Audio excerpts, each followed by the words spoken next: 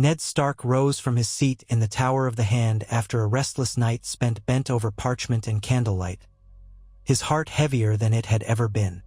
He could no longer ignore the truths he had uncovered about Joffrey's parentage and the rightful heir to the Iron Throne. Yet the path before him seemed just as dark and fraught with peril.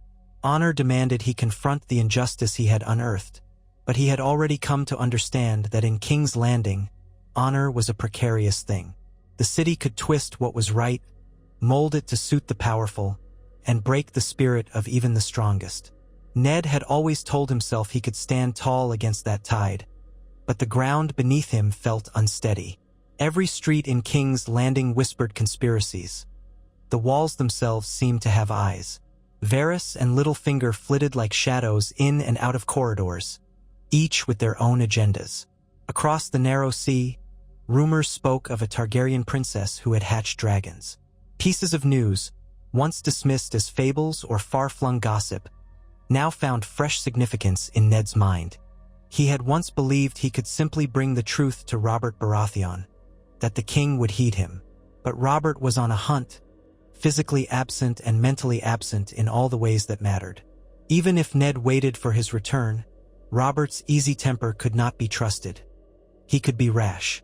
And if the Lannisters sensed Ned's intent, he would be playing with his life and the lives of his daughters. Honor now required cunning, not bold statements in the throne room, not the same brand of justice he had dispensed in the north. King's Landing demanded a more subtle approach, or it would devour him whole. He stepped to the window. Dawn's first light brightened the sky, revealing the red keep perched atop its bluff, the labyrinthine streets below slowly coming awake. At the docks, ships would be preparing to sail with the morning tide.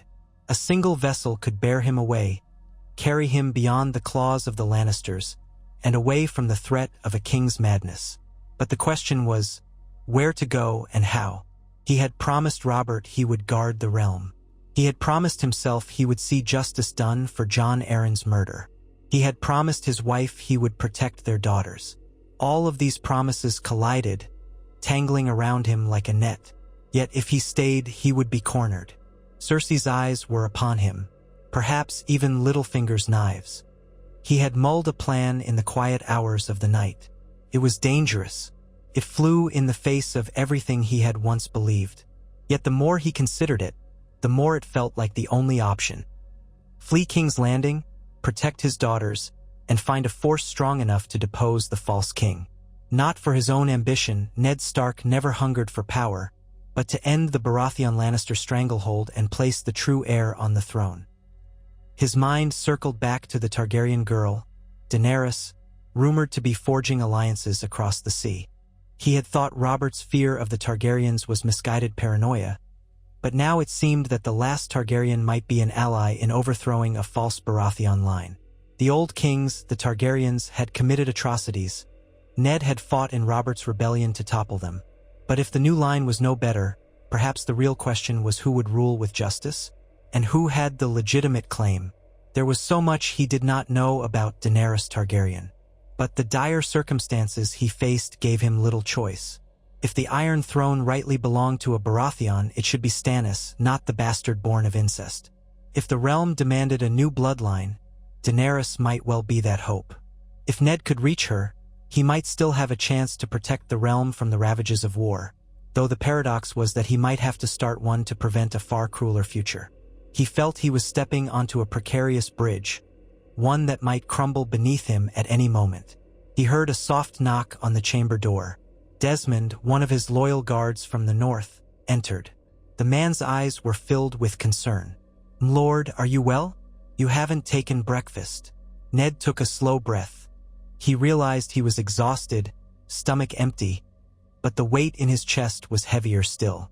"I'm well enough," he said quietly, looking at the guard who had traveled so far from the cold of Winterfell to stand by him. "Tell me, how many men do we have in King's Landing that we can rely upon?" Desmond thought for a moment. "Not many, M-Lord. A dozen, maybe 15 at most. The gold cloaks obey the one who pays them. The City Watch is loyal to the throne, to whoever wields power. And that's the Lannisters now." Ned nodded grimly. We cannot fight them here. We'd be cornered like rats. He leaned in, voice lowered. We leave tonight, under the cover of darkness. We will need a ship. Quiet, unobtrusive. Make inquiries, but make them careful. If the Lannisters catch wind of this, we're done for. Desmond's eyes widened, but he bowed. I, Lord Stark. I'll see to it. Ned's next concern was his daughters. Sansa was lost in her fantasies of a handsome prince and a storybook courtly life. She was bound in betrothal to Joffrey. Arya, on the other hand, detested the place, her fierce spirit bristling at all the pomp and deceit. If Ned told Sansa that they were leaving, she might resist. That pained him most of all. She had already begun to shape her entire future around a wedding to the boy she thought was a true prince. But he had to get her out. The truth about Joffrey would soon become public knowledge, or at least known enough in certain circles. If the Lannisters realized that Ned was behind such revelations, they would seize Sansa, hold her hostage, or worse. Arya at least might be more compliant, but she would also be brash. Regardless, they could not remain in King's Landing. He spent the day gathering small items that would not arouse suspicion but might hold value if they needed coin overseas. He collected a few personal mementos, for if he truly turned his back on King's Landing, there was no telling if he would ever return. Robb, Bran, Rickon, his 3 sons, remained far away in Winterfell. The idea of leaving them all behind felt like a betrayal. But Winterfell was safer now than King's Landing. And if he managed to negotiate with Daenerys Targaryen, perhaps he could return one day with enough power to keep his family safe from reprisals. The realm was careening toward war no matter what Ned did. The question was whether to let chaos envelop him here, or to step away and try to steer events from outside the lion's den. As evening fell, he summoned his daughters to his chambers one by one, under the pretense of a family supper. Arya came first, slipping into the room with the cat-like caution that Syrio Farrell had been teaching her. Even with her half-sullen expression, Ned could see the relief in her eyes at being alone with her father. "Where's Sansa?" she asked. "I'm starving." "Sansa will be here soon," Ned said. "But we may not have much time." "What's wrong?" Arya asked, though her tone suggested she already sensed something was amiss. Ned drew her closer. "We're leaving the city tonight, Arya. Both of you. We're going away from King's Landing." Arya's eyes lit up in surprise. "Truly? But Sansa won't want to go. She's betrothed to the prince." Ned exhaled. "That's the trouble. The prince is not who she thinks he is. These Lannisters are dangerous. I know you've seen it for yourself. Do you trust me, Arya?" His daughter's nod was immediate. "Of course, father. Always. I'll do what you say." He placed a hand on her shoulder, pride mixing with sorrow. "Then do it quietly. Wait until I come for you. Take only what you truly need. We must slip out unnoticed." She hesitated, brows knitting. "Father, where will we go?" His words felt heavy on his tongue. "Far away, across the narrow sea. It is the only way to keep you and Sansa safe. But we must keep this secret. Will you do that?" Arya nodded, her eyes determined. She looked as though she had 1,000 questions, but she held them back, likely because she understood the seriousness in her father's gaze. After a short while, Sansa arrived. Her steps were softer, more tentative. When she saw Arya there, she frowned slightly, as if suspecting a trap. The tension between the sisters had grown in the capital, each disliking what the other represented. Still, Sansa curtsied to her father with careful grace. "Father," she said, "I thought this was to be a private dinner. Arya told me we'd be having lemon cakes." Ned offered a small, weary smile. "We will have no dinner tonight, Sansa. I'm sorry for the deception, but we must speak seriously. The Lannisters are not our friends. King's Landing is not safe. We must leave." Sansa blanched. "Leave? Father, I'm betrothed to Prince Joffrey. I'm to be queen someday." She sounded more worried than defiant, as if she could not fathom why her father would speak these words. "There will be no wedding," Ned said gently but firmly. "I know the truth of Joffrey's birth. He is not Robert's son, Sansa. He has no claim to the throne. The Lannisters will not look kindly upon us if they believe we might expose them. Sansa's face seemed to crumble. But you must be mistaken. Mother said you had doubts, but, Father, you can't do this. I love him. Ned's heart twisted painfully. He had hoped Sansa's illusions about Joffrey might have been fractured by now. You don't know him, Sansa. He and his family are dangerous. He paused. He wished he could protect her innocence, but there was no time for half-truths. They killed Jon Arryn, Sansa. They will kill anyone who threatens their grasp on power. I cannot risk your life. Or Arya's. Sansa's tears glistened in her eyes. But if he's truly not Robert's son, then who is he? She took in a sharp breath. Oh no, the rumors. I've heard them whisper in the halls. Arya took her sister's hand, uncharacteristically gentle. We have to go, Sansa. Please. Sansa looked from Arya to her father. She was trembling. But Joffrey will be so angry. And the Queen. She swallowed. Father, can't we just wait for King Robert to return? He loves you. He'll protect us. Ned laid a hand on Sansa's cheek. I'm sorry, Sansa. I only wish that were true. But Robert is far away, and we can't rely on him. It's this or we stay and risk the noose. I need you to trust me, as you did when you were little more than a babe in arms. She closed her eyes, a tear rolling down her cheek. After a moment, she nodded. Arya gently squeezed her hand, and for that moment, the sisters stood united. A small comfort in a city of betrayals. That night, Ned gathered his loyal men, quietly instructing them to load a small cart with essential supplies. He arranged for a modest ship, one that carried cargo between King's Landing and the Free Cities. Gold was exchanged in hush. Dawn was still a few hours away when they made their move. Clad in cloaks to hide their faces, Ned, Arya, and Sansa slipped through corridors and passageways with Desmond leading them. The city's night air was thick and smelled of rank water and old stone. Occasionally, a patrol of gold cloaks trudged by, but Ned's men knew the back ways, the unguarded alleys. Every time torchlight flickered, Ned's pulse quickened. He pictured the Queen's men springing out, seizing Sansa, putting Arya in chains. But they made it as far as the mud gate unnoticed. There, Desmond exchanged a final nod with Ned and ushered them to the wharf, where a small cog awaited them. Its captain was a swarthy man with a missing tooth and the calloused hands of a lifelong sailor. He offered no pleasantries, merely counted the gold Ned had promised. Under darkness, the Starks and their companions boarded. The anchor was lifted. The ship drifted away, the water lapping softly at its hull. Ned stood on the deck, gazing back at the silhouette of the Red Keep. The pull of duty was strong, but the need to protect his daughters was stronger. His final thought that night, as the shoreline receded, was whether he would ever set foot on Westeros again. Their voyage across the narrow sea was tense, a constant press of anxiety tempered only by the salt air. Sansa found the sea journey nauseating. She spent the first days retching over the side and sobbing for her old life in King's Landing. Arya took to the deck, letting the wind blow through her hair, and watched the horizon with a focused gaze. Ned tried to keep them both as calm as possible, though he felt as though each wave might bring a Lannister ship in pursuit. But none came. The first test had been passed. Now the next awaited them, the search for the Targaryen girl, Daenerys. It was said Daenerys Targaryen traveled through distant lands in the east, forging alliances, perhaps gathering an army. Rumors placed her in the Red Waste, then in Karth, or maybe still with her Dothraki followers. The notion of the Dothraki unsettled Ned.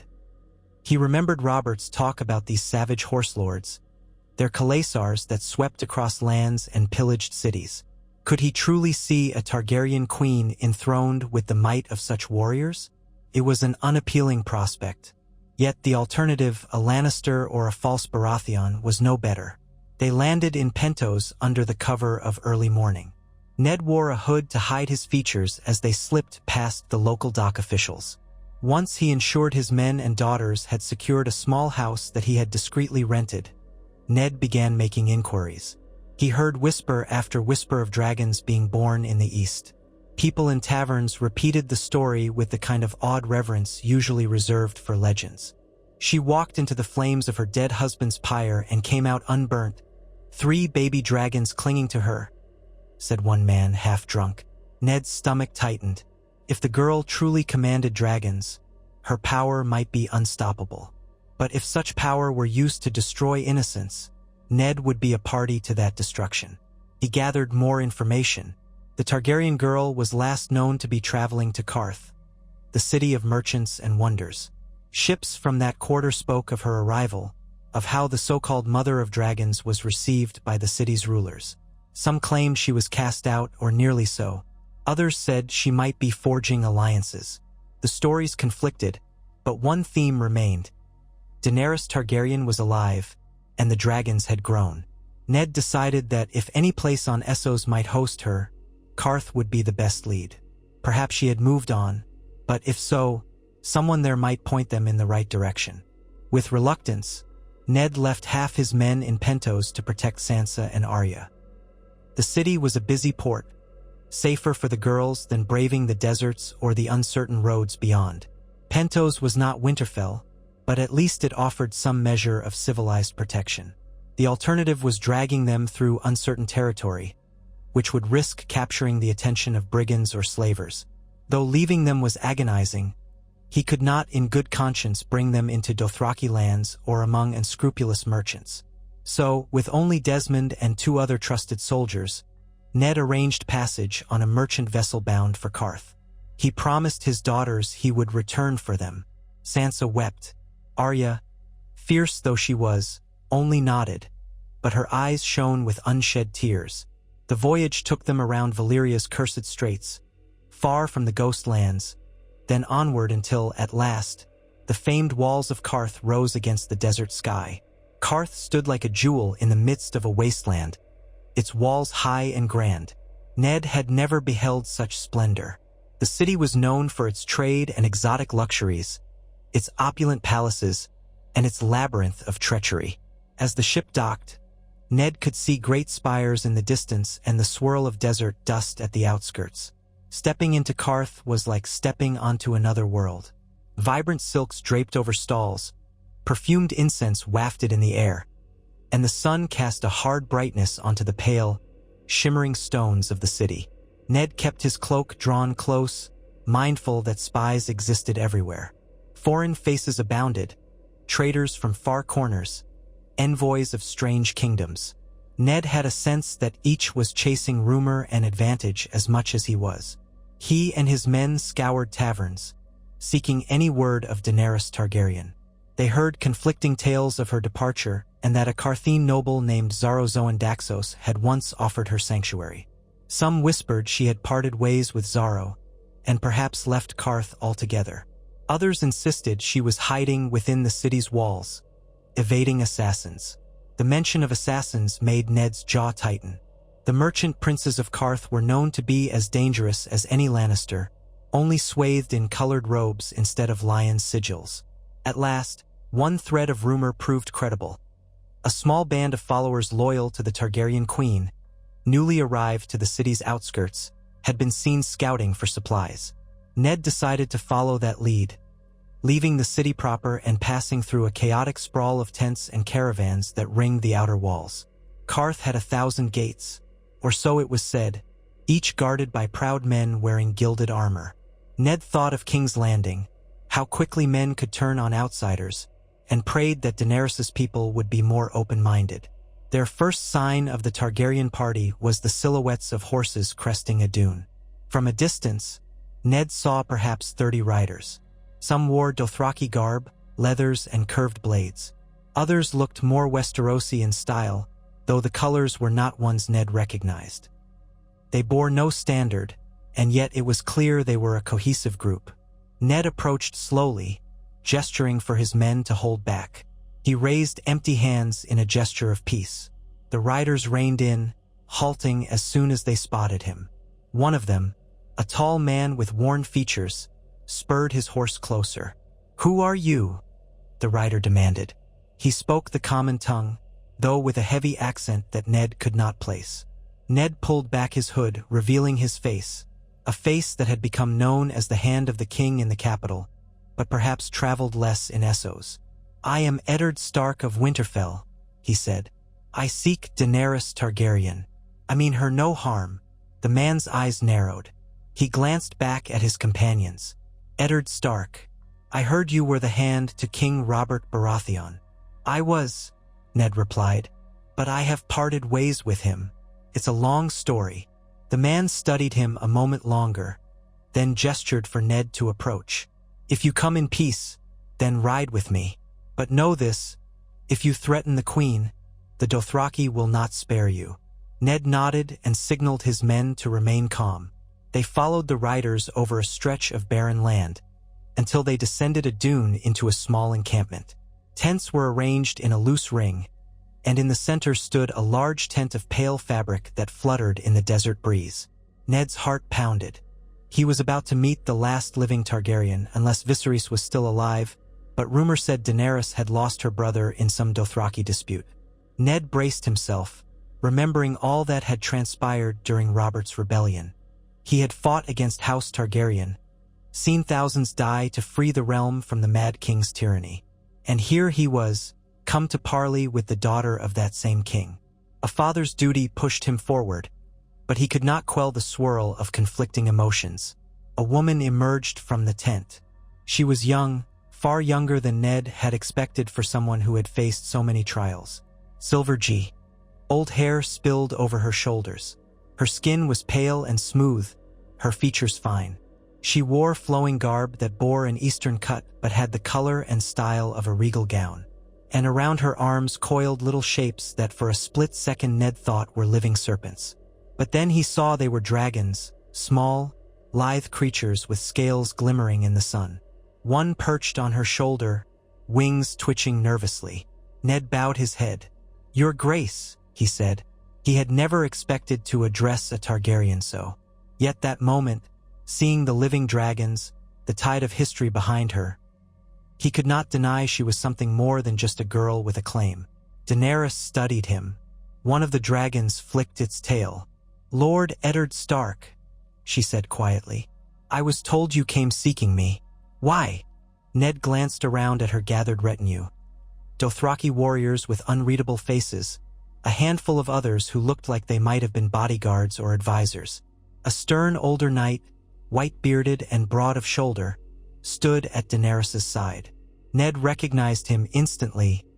Ser Barristan Selmy. Shock rumbled through him. Ser Barristan had once served in King Robert's Kingsguard, until Joffrey dismissed him. That he was here, at Daenerys' side, confirmed more rumors than Ned dared believe. Ned lifted his gaze to meet Daenerys' eyes. "I have come to plead for your help, and perhaps offer mine. I have uncovered truths in Westeros that threaten my family's safety and the safety of the realm. Robert Baratheon no longer has my loyalty. His heir, Joffrey, is born of incest between Queen Cersei and her brother Jaime. Robert does not know, or perhaps will not believe it, but the Lannisters hold power in King's Landing, and they will soon learn I have discovered their secret. They will kill my family if I remain. I have fled, bringing my daughters to Essos to safety. But I cannot sit idle while the Lannisters and their false king rule Westeros. The realm is on the brink of chaos. I believe you, as the daughter of King Aerys, may have a claim to the throne, or if the realm's true laws hold, the throne belongs to Stannis Baratheon. But I suspect your dragons will allow you to press your claim more effectively than Stannis ever could.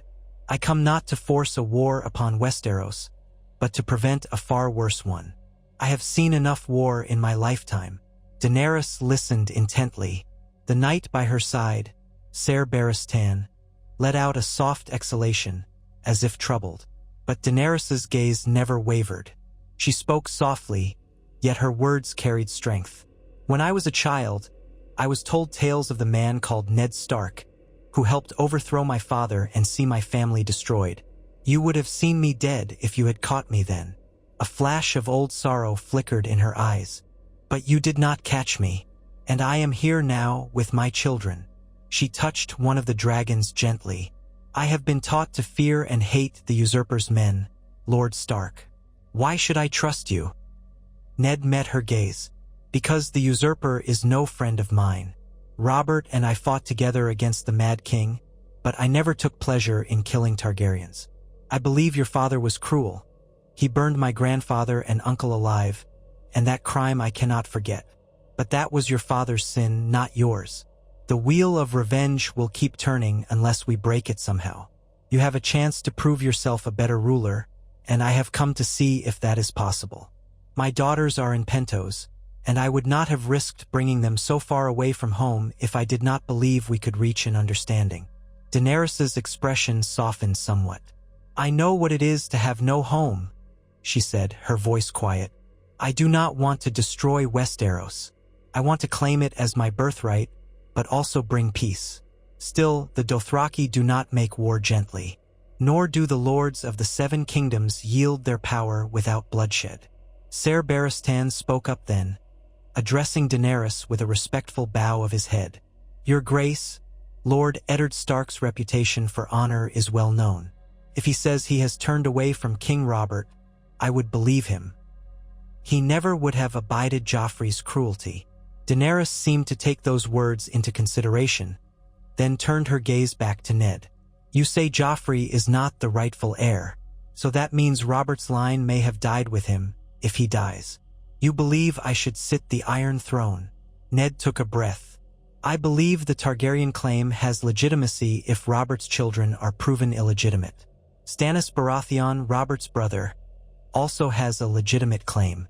There would be war between you and him if you both pressed it. But I ask you this, if the Lannisters remain in power, the realm will suffer. Their cruelty knows no bounds, and the illusions holding the realm together will collapse. Thousands may die. King's Landing will become a slaughterhouse if Joffrey or Cersei sense they are losing control. My purpose here is to ensure that if you come to Westeros, you do so with an eye toward saving it, not burning it. I want to ensure that in your thirst for the throne, you do not follow in your father's footsteps. Daenerys regarded him with a long, measured look. At length, she nodded. I would not be my father. I have seen too much suffering, Lord Stark. I will not use my dragons to burn cities to the ground. But I must claim what is mine, and if the lords will not yield, I must make them. Ned accepted that. He knew enough of how power was won and kept. Then I will help you. My men are loyal, though we are few.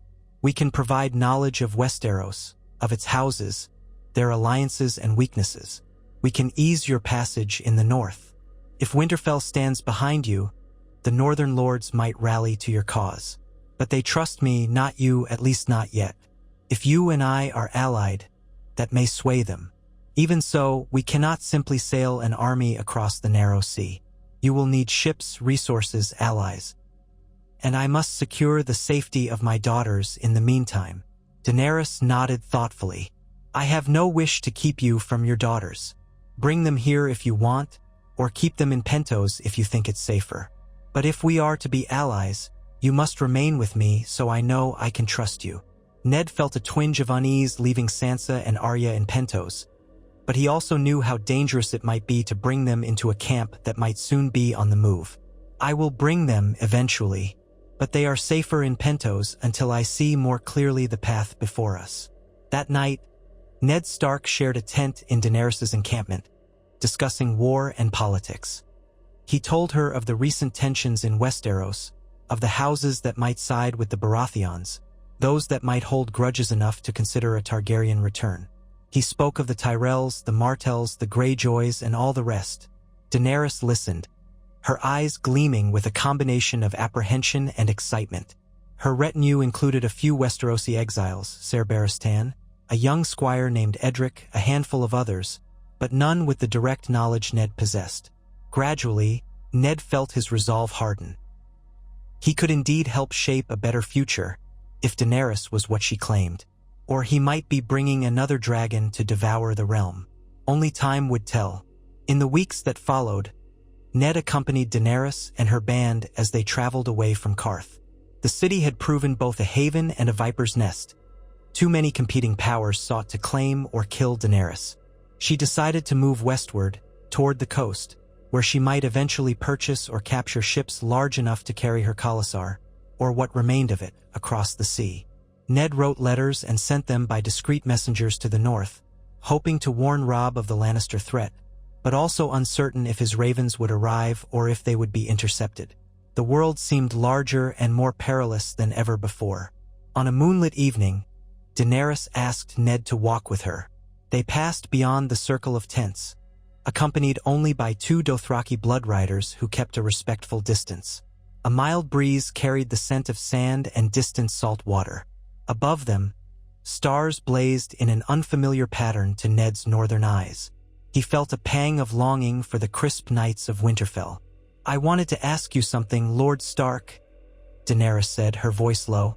One of her dragons, the green one named Regal, perched on her shoulder with surprising lightness. "If we succeed, if we sail to Westeros, will you kneel to me? Bend the knee to House Targaryen." Ned's breath caught. Honor warred with caution inside him. "I have always served the realm," he said after a moment. "I served Robert Baratheon because I believed his cause was just to end the tyranny of the Mad King. But if you prove you are a queen worthy of the name, if you uphold justice and do not fall prey to cruelty, then yes, I will bend the knee to you. I will do what is best for the realm."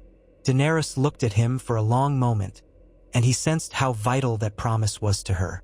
She nodded. "I know what my father was. I cannot erase his shadow with words. I can only show you, through my actions, that I am different." She lifted a hand to stroke her dragon's neck. "I have dreamed of the Iron Throne for so long, but lately I dream of other things as well, of building rather than burning, of forging new ties instead of just avenging the old. I will need your counsel, Lord Stark, for I cannot distinguish friend from foe in the 7 kingdoms." Ned inclined his head. "You shall have it, but know that my counsel may not always be pleasing. I value honesty above flattery." She smiled faintly. "I expect no less from Eddard Stark." They continued walking. Ned felt the dryness of the desert in his throat, yet somehow also the spark of a fragile hope. Perhaps in forging this alliance, he might avert the horrors he had long dreaded. A war in which countless thousands died for the squabbles of the powerful. Daenerys had the potential to be a queen unlike her father, or Robert, or the Lannisters. But the fires of vengeance and ambition were strong. If she was tested by adversity, if the lords of Westeros rejected her, would she remain merciful? Ned recalled how Robert had once been a jovial man of laughter and friendship, only to become bitter and vengeful with the years. The Iron Throne was a burden that weighed on the soul. Soon enough, word came that men loyal to the crown in Westeros, or perhaps in service to the Lannisters, had been dispatched to seek out Daenerys Targaryen. Varys, the master of whisperers, likely had his spies. They would be searching Essos for any sign of her. It was rumored some of the Sellsword companies were being paid double to hunt for a silver-haired girl with dragons. Ned's stomach churned at the thought that he might already be labeled a traitor in the eyes of the Iron Throne, that a price might be on his head as well. He and Daenerys agreed it was time to move with caution, traveling under the guise of a small caravan. The Dothraki blood riders and Ser Barristan formed the core of her protection, while Ned and his men helped gather information and ensure no large parties of mercenaries or assassins could corner them. They moved primarily by night, seeking out hidden routes. In secret, Ned dispatched a rider to Pentos, urging his loyal guard there to move Sansa and Arya to Braavos for safety if they noticed any suspicious strangers taking an interest in them. Braavos was large, full of labyrinthine canals and protective institutions, where anonymity could be bought. He hated to uproot the girls once more, but the nightmares in his head would not still. Images of Lannister daggers and sadistic royal commands. He told himself that once Daenerys had acquired the means to sail west, he would retrieve his daughters, unite his family, and stand beside her as she pressed her claim. Daenerys, for her part, seemed both determined and impatient. She had once been a timid girl, from all accounts, but the crucible of hardship had forged her into steel. Yet she also had a compassion that surprised Ned. She asked him many questions about Westeros, about the small folk, the farmland, the different towns. She listened intently when he described the north, the bleak winters, the closeness of the northern families to the land, and the old gods. For the first time, Ned felt that perhaps the realm might find a ruler who truly cared for its people, not just its throne. As they traveled, the dragons grew. They devoured meat with a ferocious appetite, and their small wings grew stronger each day. Ned could scarcely believe these creatures existed, let alone perched on Daenerys' shoulder or circled overhead. Whenever they roared, a ripple of awe passed through the small Khalasar. The Dothraki revered them as living gods, a sign that Daenerys was destined for greatness. One day, Daenerys approached Ned with a glint in her eye. "I want to see if I can train my dragons to bear flame at my command," she said. "Will you stand by me, in case something goes awry?" Ned swallowed, thinking of old Harrenhal's melted towers, of the stories of dragonfire scorching armies. But these dragons were still young. "Of course," he replied, not entirely certain. They stood in a shallow canyon some distance from the main camp, accompanied by only a few watchers. Daenerys, dressed in light leathers to protect her skin, raised a chunk of raw goat flesh overhead. "Drogon," she called, addressing the largest dragon, black-scaled with red accents. "Dracarys." First, nothing happened. Drogon landed on a rock a few feet away, sniffing at the air. Daenerys repeated the word, her voice firmer. "Dracarys." In a sudden burst, the dragon hissed. From its jaws came a flicker of flame that ignited the air between them, setting the goat's flesh ablaze. Daenerys held it bravely, even as the heat licked close to her. Finally, she dropped the charred meat to the ground, and the dragon flapped over to devour it, smoke curling from its nostrils. Daenerys turned to Ned with a triumphant smile, and for a moment, he saw in her eyes a mixture of pride and a hint of alarm at her own power. It dawned on him that she was but a girl wielding the might of legends. He could not help but feel a stirring of both hope and dread. They continued traveling, forging alliances with a few scattered towns along the coast, bartering for supplies. Daenerys' name spread. Some cursed her as the Dragon Queen. Others hailed her as the breaker of chains, though Ned had not yet witnessed her free any slaves personally. Still, word was that she had once done so among a Dothraki horde. Sellswords, pirates, and adventurers drifted into her orbit, hoping to profit from her future invasion. Daenerys was selective, refusing to let unscrupulous men into her service. Ned was impressed by her caution, but he worried that in spurning them, she might create enemies. All the while, Ned kept an ear to the winds, trying to ascertain the state of Westeros. He heard rumors that King Robert had returned from his hunt gravely wounded, gored by a boar. Some said the wound had festered, and Robert was near death. If so, chaos reigned in King's Landing. Joffrey would assume power as soon as the king died. Ned shuddered to think how quickly Cersei would move to consolidate her rule, stamping out any who might question Joffrey's parentage. War in the Seven Kingdoms was all but certain. He lamented not being there to protect the realm, but he also knew he would already be imprisoned or worse if he had stayed. The best he could do now was help forge an alliance from afar. One hot afternoon, Ser Barristan joined Ned as he tended to his horse in the shade of a rocky outcrop. "I knew you in passing, Lord Stark, though we never shared more than a few words at court. You were always a man of honor. It pained me to see the state of King Robert's court, the Lannisters overtaking everything." He shook his head. "I blame myself for not staying at his side, for not warning him more strongly. But Joffrey dismissed me. I realized it might be my chance to help a true queen." Ned nodded gravely. Robert changed after the rebellion. He was never suited to rule. He let the Lannisters hold far too much power. And I see now, too late, how thoroughly they've entangled the realm in their web. But we have another chance with Daenerys. Barristan nodded. "Yes, but we must guide her carefully.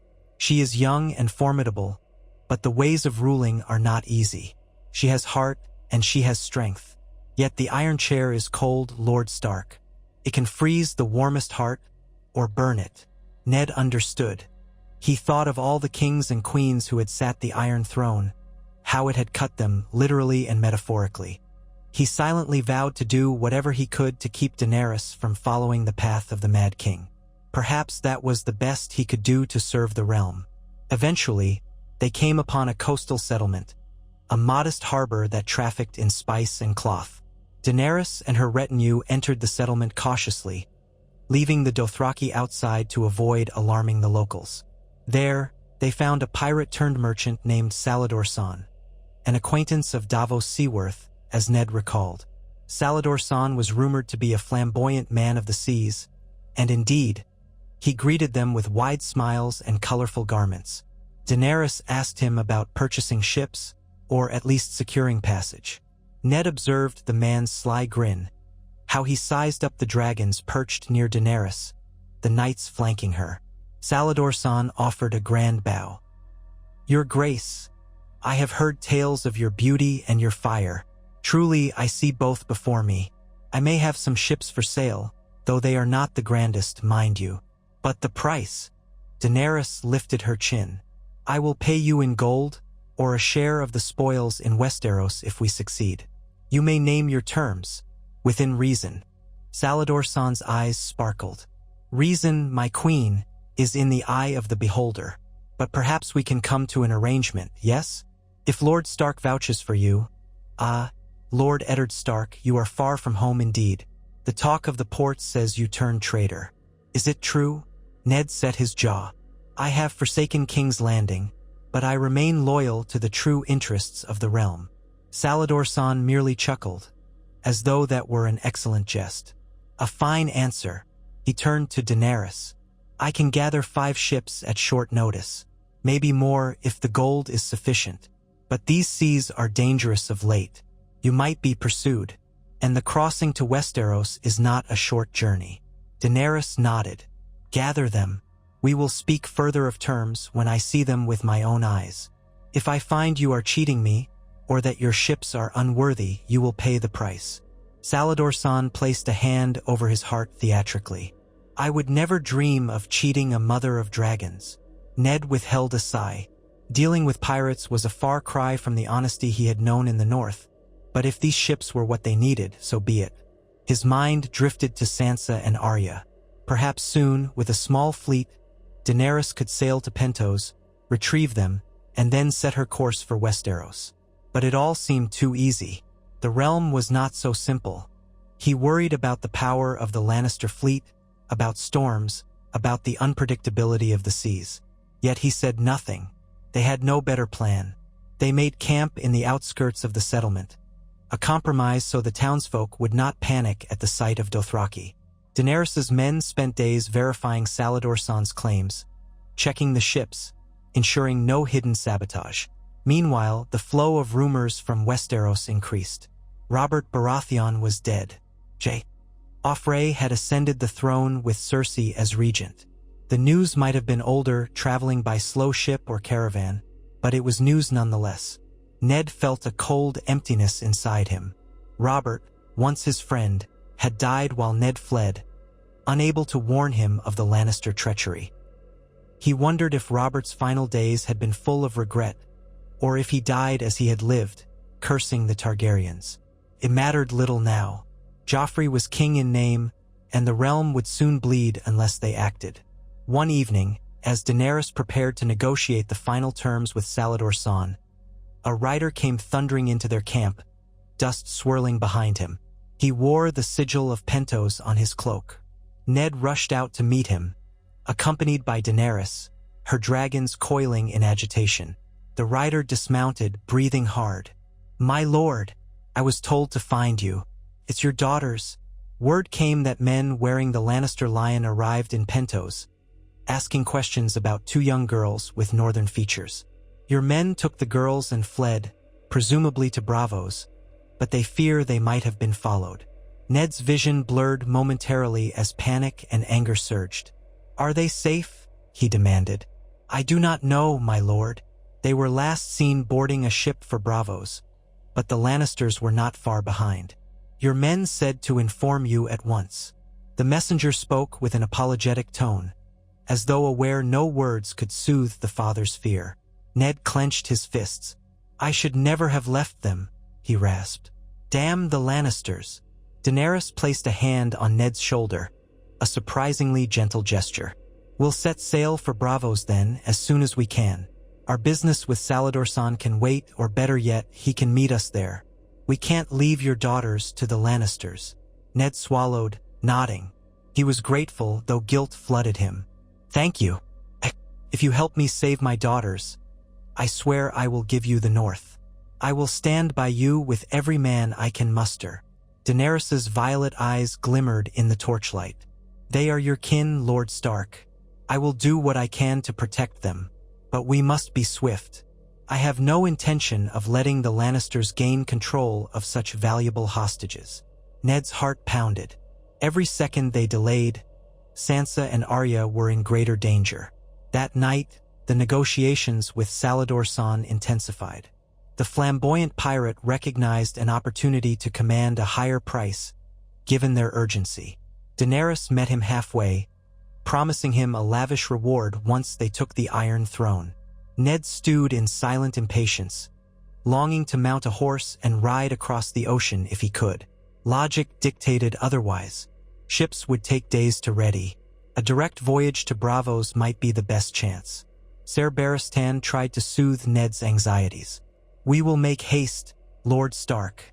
And if the Lannisters are truly in pursuit, they won't find Braavos an easy place to navigate. The Iron Bank holds power there, and the city guards keep the peace. But I understand your fear. Fear, Ned reflected, was not something he had permitted himself to feel often. But the thought of Sansa and Arya in Lannister clutches was worse than any battlefield. If they were taken, Cersei would use them as pawns. If Joffrey had them, who knew what cruelty he might inflict? At last, after a flurry of preparations, the small fleet was ready to sail. Dawn broke over the horizon as Ned stood on the deck of a trim galley named the Sea Dragon. Ironically enough, Daenerys was aboard another ship, ensuring her dragons had a secure place. The Dothraki, for the most part, hated the idea of crossing water, calling it the Poison Sea. But enough of them would follow Daenerys anywhere. Some would remain on the coast to wait for further instructions. Ned's face was grim as the sails were hoisted. His eyes remained fixed westward, as though he could will the ship to move faster. Out upon the open sea, the weather turned choppy. Storm clouds gathered. The waves rose, slamming the hull. The Sea Dragon creaked ominously, and Ned clung to the railing. He remembered the storms that had once battered the coasts near King's Landing. He prayed this one would not drive them off course. Time was already of the essence. The storm raged for hours, rain lashing and wind howling. More than once, Ned feared the mast might snap. But the crew, seasoned by years under Salladhor command, guided them with skill. Finally, the sky cleared, and Braavos came into view days later, a silhouette of spires, domes, and the Grand Titan rising from the sea. Ned gazed upon the Titan with awe, recalling stories of how its huge statue guarded the harbor, letting out a roar that could echo across the waves. As they sailed into the lagoon, Braavosi officials boarded to check their credentials and collect tariffs. Ned remained cloaked, letting the captain handle the formalities. He scanned every dock and alley for signs of Lannisters, but the city was vast. Where would Sansa and Arya have gone? He had told his men to bring them to the House of Black and White if they were in dire trouble, as he had heard it was a place of refuge, though the stories around it were dark. Or perhaps they would hide near the Iron Bank. Braavos was a maze of canals and bridges, each district with its own character. Once they disembarked, Ned wasted no time. He and Ser Barristan accompanied a handful of men, weaving through the crowded streets. The Braavosi moved about in masks of merriment, their coin purses jingling from trade with the entire world. Gondolas plied the waters, men with poles calling out for passengers. Ned asked around for any sign of two young Westerosi girls traveling with northern guards. Most shrugged, uninterested. Coin loosened tongues here and there. Eventually, they discovered that a group matching that description had taken lodging in a small inn near the Purple Harbor. Fear and hope warred in Ned's chest. He pressed on through the twisting lanes, ignoring exhaustion. They found the inn, a modest establishment with a rickety facade. Ned stepped inside, scanning the cramped common room. His heart leapt when he saw a familiar face. Desmond, one of his best men, seated by the fire, looking worn from travel but very much alive. Desmond startled at the sight of Ned and rose abruptly. "Lord Stark!" Ned rushed forward. "Desmond, thank the gods. Where are my daughters?" Desmond ushered him upstairs to a small room. Inside, Sansa and Arya sat huddled on narrow beds. Arya sprang up the moment she saw her father, relief and anger mingling in her voice. "Father!" She threw her arms around him. Sansa followed more cautiously, tears welling in her eyes as she embraced him too. Ned felt an almost overwhelming wave of relief. He stroked their hair. "You're safe. I was so afraid." He closed his eyes, steadying himself. "Did the Lannisters follow you?" Desmond nodded grimly. "They were in Pentos asking questions. We heard rumors that a man with golden hair was among them. Jaime Lannister, perhaps. We didn't wait to find out. We fled to Braavos, but we suspect some are on our tail or will be soon." Ned stepped back, looking at his daughters. Both had changed. Sansa's eyes held fear and sorrow, her faith in storybook dreams visibly shaken. Arya looked hardened, as if each day away from home had tempered her. "We have to leave Braavos. I've come with Daenerys Targaryen. She's waiting in the harbor. We'll find safety on her ships." Sansa's eyes widened. "The Targaryen? Father, the one who—" "Yes," Ned said firmly. "She's not her father. She's offered us an alliance. Joffrey sits the throne now. Robert is dead." Arya swallowed. "Then there's no going back, is there?" "Not yet," Ned replied, his voice weary. "But if Daenerys can press her claim, we may return one day to a realm free of Lannister rule." He wasted no time gathering their few belongings. He quietly thanked Desmond and the other men for their vigilance. They moved out of the inn under cover of night, slipping onto a small canal boat to avoid notice. The city glimmered with lanterns, music drifting over the water. But Ned had no mind to enjoy the fabled Braavosi nightlife. He only wanted to keep his daughters out of sight and onto the Sea Dragon. Yet as they neared the docks, a figure emerged from a shadowed archway. Torchlight revealed shining golden hair and the glint of steel. Jaime Lannister, flanked by two soldiers bearing the lion sigil on their cloaks. Ned's heart lurched. The boatman gasped, nearly dropping his pole. Sansa clung to her father's sleeve. Arya tensed, her hand drifting toward the small sword she carried. A gift from Ned, ironically named Needle. Jaime's voice cut through the night. "Going somewhere, Stark? With your pretty daughters?" He sounded amused, yet his eyes held lethal intent. "Word was you had fled with a Targaryen whelp. I never thought I'd find you so soon." Ned rose slowly in the boat. He could see no immediate path around Jaime without a fight. The Lannister knights behind him had crossbows. "Step aside, Jaime," Ned said. "This is Braavos, not King's Landing. You have no authority here." Jaime smiled coolly. "Authority is a matter of gold, Stark. I have plenty of that, and all I need to do is ensure you don't slip away with those girls. Why don't you hand them over, and we'll talk about letting you live?" Ned's men bristled. Desmond reached for his sword, but Jaime raised a hand. "I wouldn't," he warned. The crossbowmen drew their weapons. Sansa whimpered.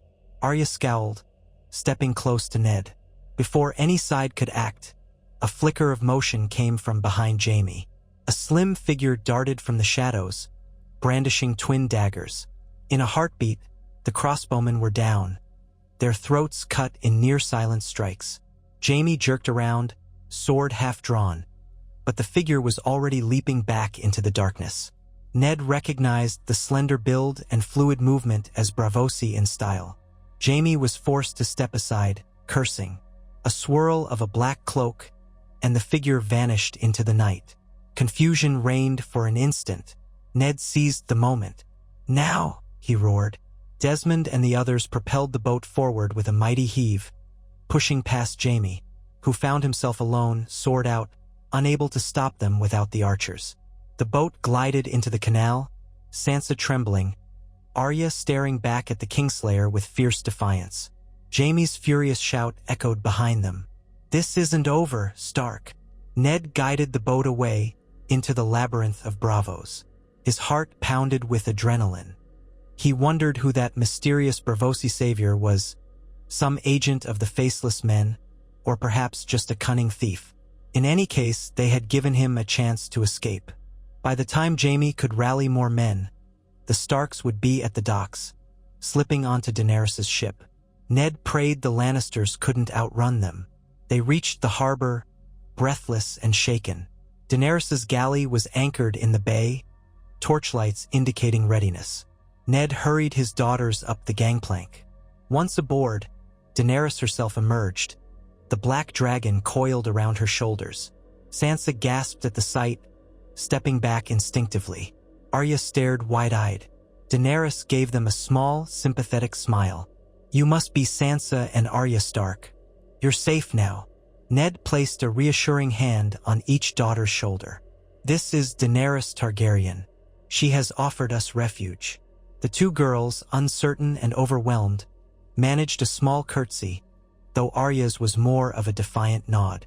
Daenerys studied them gently. "I will not let the Lannisters have you. We sail at once." With that, the captain barked orders. Sails were hoisted, oars taken up. They began to glide out of the harbor, the Titan looming over them as though judging their fate. Ned stood at the stern, watching bravos recede. He felt a mix of relief and lingering dread, for Jaime Lannister would not easily abandon his pursuit. If the Lannisters had decided to chase them across the seas, it meant the game was truly set. Targaryen and Stark against Baratheon Lannister. There would be no turning back. Sansa and Arya huddled below decks as the ship pitched over the waves. Ned found a moment to speak quietly with Arya, noticing how she held herself in that same stance Syrio Farrell had taught her. "You've been brave, my little wolf," he said softly, ruffling her hair. "I'm proud of you." Arya's eyes shone with equal measures of gratitude and determination. "I'm going to keep training, father. So next time, if that Kingslayer shows his face, I'll be ready." Ned managed a smile. "Gods, give me the strength to keep you alive. You are so much like your Aunt Lyanna sometimes." Arya tilted her head, curious about the mention of the aunt she barely knew. Ned just shook his head. "Some things are best discussed another time." He checked on Sansa next, who was trying and failing to hide her tears. "Father," she whispered, "is this what my life will be now? Running and hiding so far from songs and dancing? I miss everything. Even King's Landing." Ned's heart broke at the fragility in her voice. "I know, sweet one, we are in difficult times. But I promise you, I will do all I can to see you safe and happy again." She pressed her face into his chest, seeking comfort. "I just want to go home."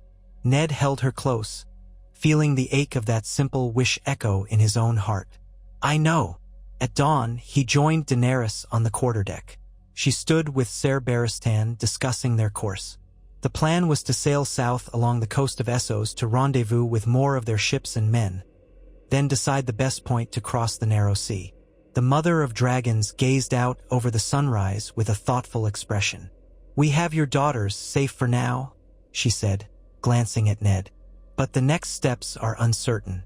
If we land in Westeros, we face the Lannisters, who will hold the capital and possibly other great houses. We do not have an overwhelming army, only a handful of ships and a partial Khalasar. The Tyrells, the Greyjoys, the Freys, who will they side with?" Ned sighed.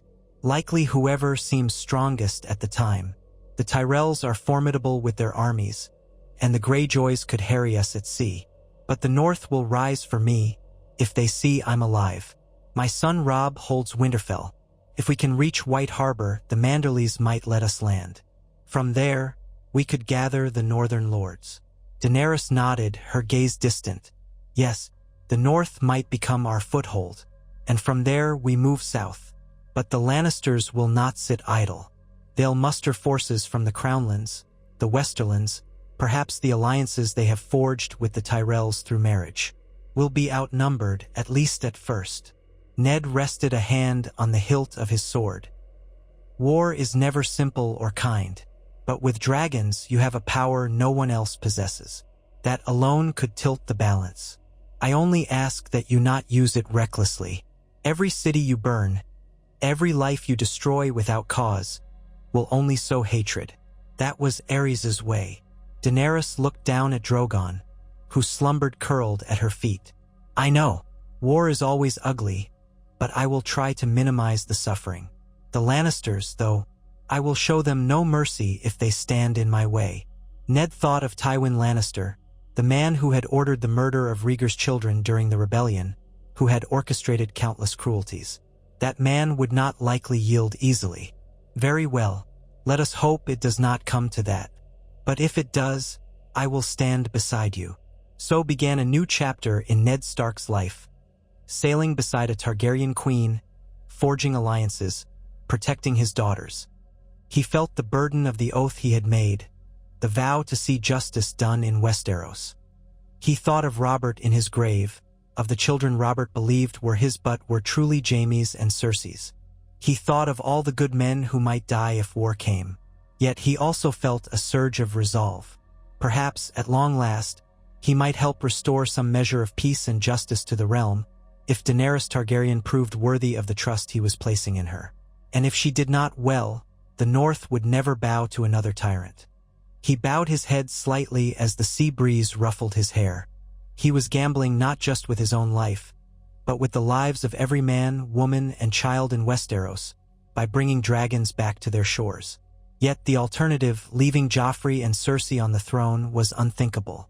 In the end, Ned Stark did what he had always done. He chose the path that seemed most honorable, the one most likely to preserve what was left of his family and shield the realm from the worst of tyranny.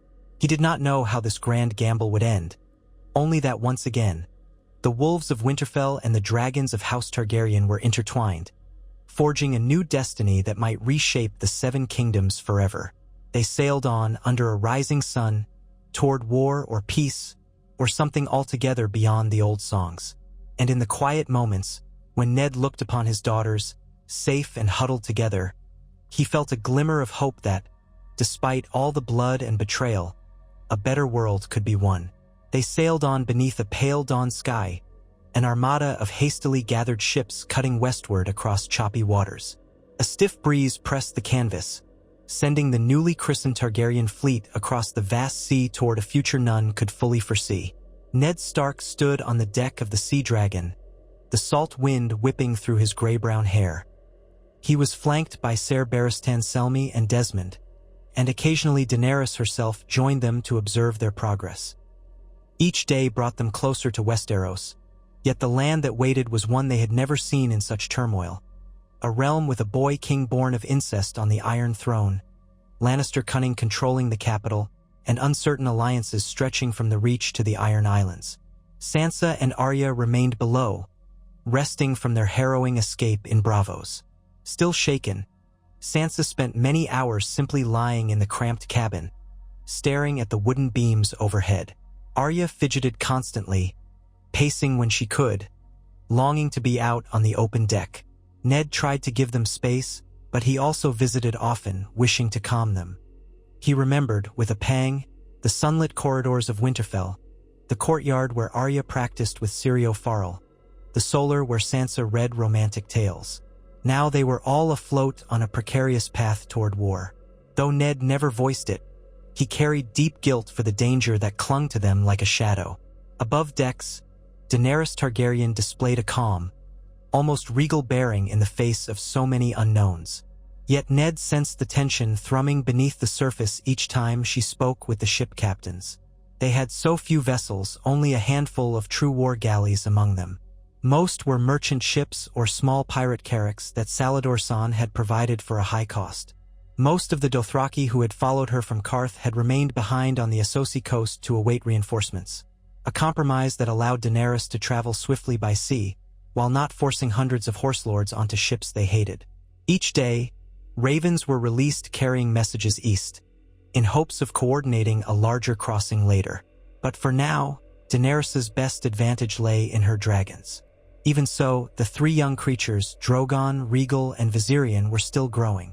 They perched in the rigging or rested in warm corners near the galley's stove, occasionally startling the sailors with flickers of flame. Their wings, while larger than before, remained small enough that they could not yet be rid.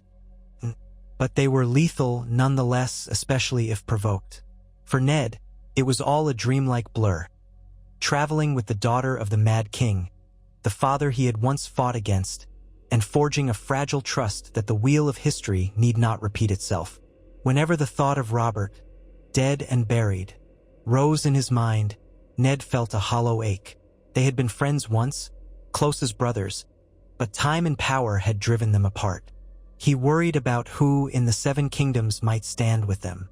Would the Martells of Dorne, who had lost Elia and her children to Lannister knives, join Daenerys for vengeance on the Lions?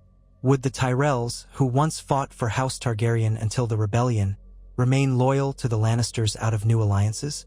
Would the Greyjoys seize the chaos to raid the coastline for their own gain? And what of the Baratheons who remained, Stannis and Renly? Stannis had the rightful claim after Robert, if Joffrey were proven illegitimate. Would he bow to a Targaryen, or meet them at sword point? It was late on the second day after leaving Braavos when Daenerys summoned Ned to her makeshift solar on the Sea Dragon, a cramped space near the stern, where she kept a table, charts, and a small brazier for heat. Ser Barristan stood on one side of the table, arms folded across his broad chest, while Jorah Mormont, recently returned to Daenerys' company, stood opposite him. Jorah had arrived in Braavos quietly, apparently tracking Daenerys' movements after being exiled from her side, once for past betrayals and a short reconciliation. Ned regarded Jorah warily, remembering how the man had fled Westeros to avoid execution for slaving. Yet Daenerys had accepted him back, perhaps for the knowledge he possessed or the devotion he had shown in saving her life before. Another puzzle piece in this strange tapestry. Daenerys inclined her head to Ned as he entered. "Lord Stark," she said, gesturing for him to join them at the table. She wore a fitted leather jerkin dyed pale blue and had braided her silver hair into a practical style, a blend of Westerosi and Dothraki fashion. Ned recalled how different she had appeared the first day he saw her, draped in silks outside Karth. "Your Grace," Ned replied. "You wish to speak with me?" She nodded and pointed at the map spread over the table. It was an old chart of the Narrow Sea and the lands adjoining the Shivering Sea in the north. A stylized coastline indicated the port of White Harbor in the north of Westeros, near the mouth of the White Knife River. "I have spoken at length with Ser Jorah, who has traveled widely and kept abreast of rumors from Westeros," she explained. "He believes, and I agree, that if we are to make a landing, we should do so in your north at White Harbor.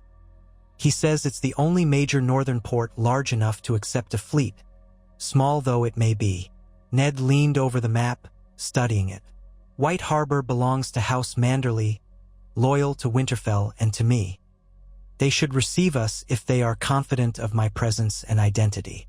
Lord Wyman Manderly can raise a considerable garrison, and he's often spoken of how House Manderly used to be from the South centuries ago. They're strong supporters of the Starks, but also more open to southern customs. If we arrive with a Targaryen queen, he may be the best to weigh that alliance." Jorah added, "The alternative is to try for some hidden cove to slip ashore undetected, but that would gain us little immediate advantage. In the north, from White Harbor, we can gather your bannermen under your name, Lord Stark. If Winterfell stands with Daenerys, other houses might be swayed." Ser Barristan nodded. "A wise course, yet we must be wary. The Lannisters surely know you've fled, Lord Stark. They'll anticipate your return. They may place watchers in White Harbor or try to influence the Manderleys with bribes and threats." Ned's gaze hardened. "Lord Wyman is no fool, but he has a generous spirit. If the Lannisters tried to bribe or threaten, he'd play them politely while stalling. Of that I have little doubt. Still, we should approach with caution. The Lannisters may have spies in every port by now." Daenerys' eyes flicked over the map. "We must reach your son, Robb.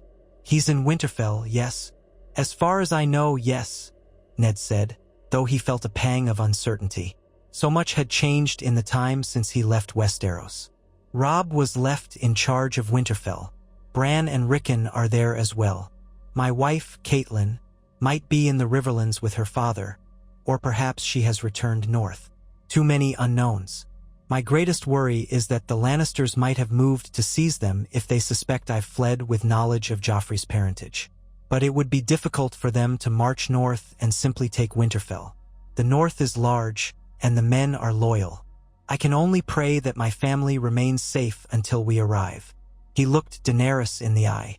I realize that by bringing you into the north, I ask my people to trust a Targaryen. They remember the horrors of the Mad King. But I have seen your character and I believe in it.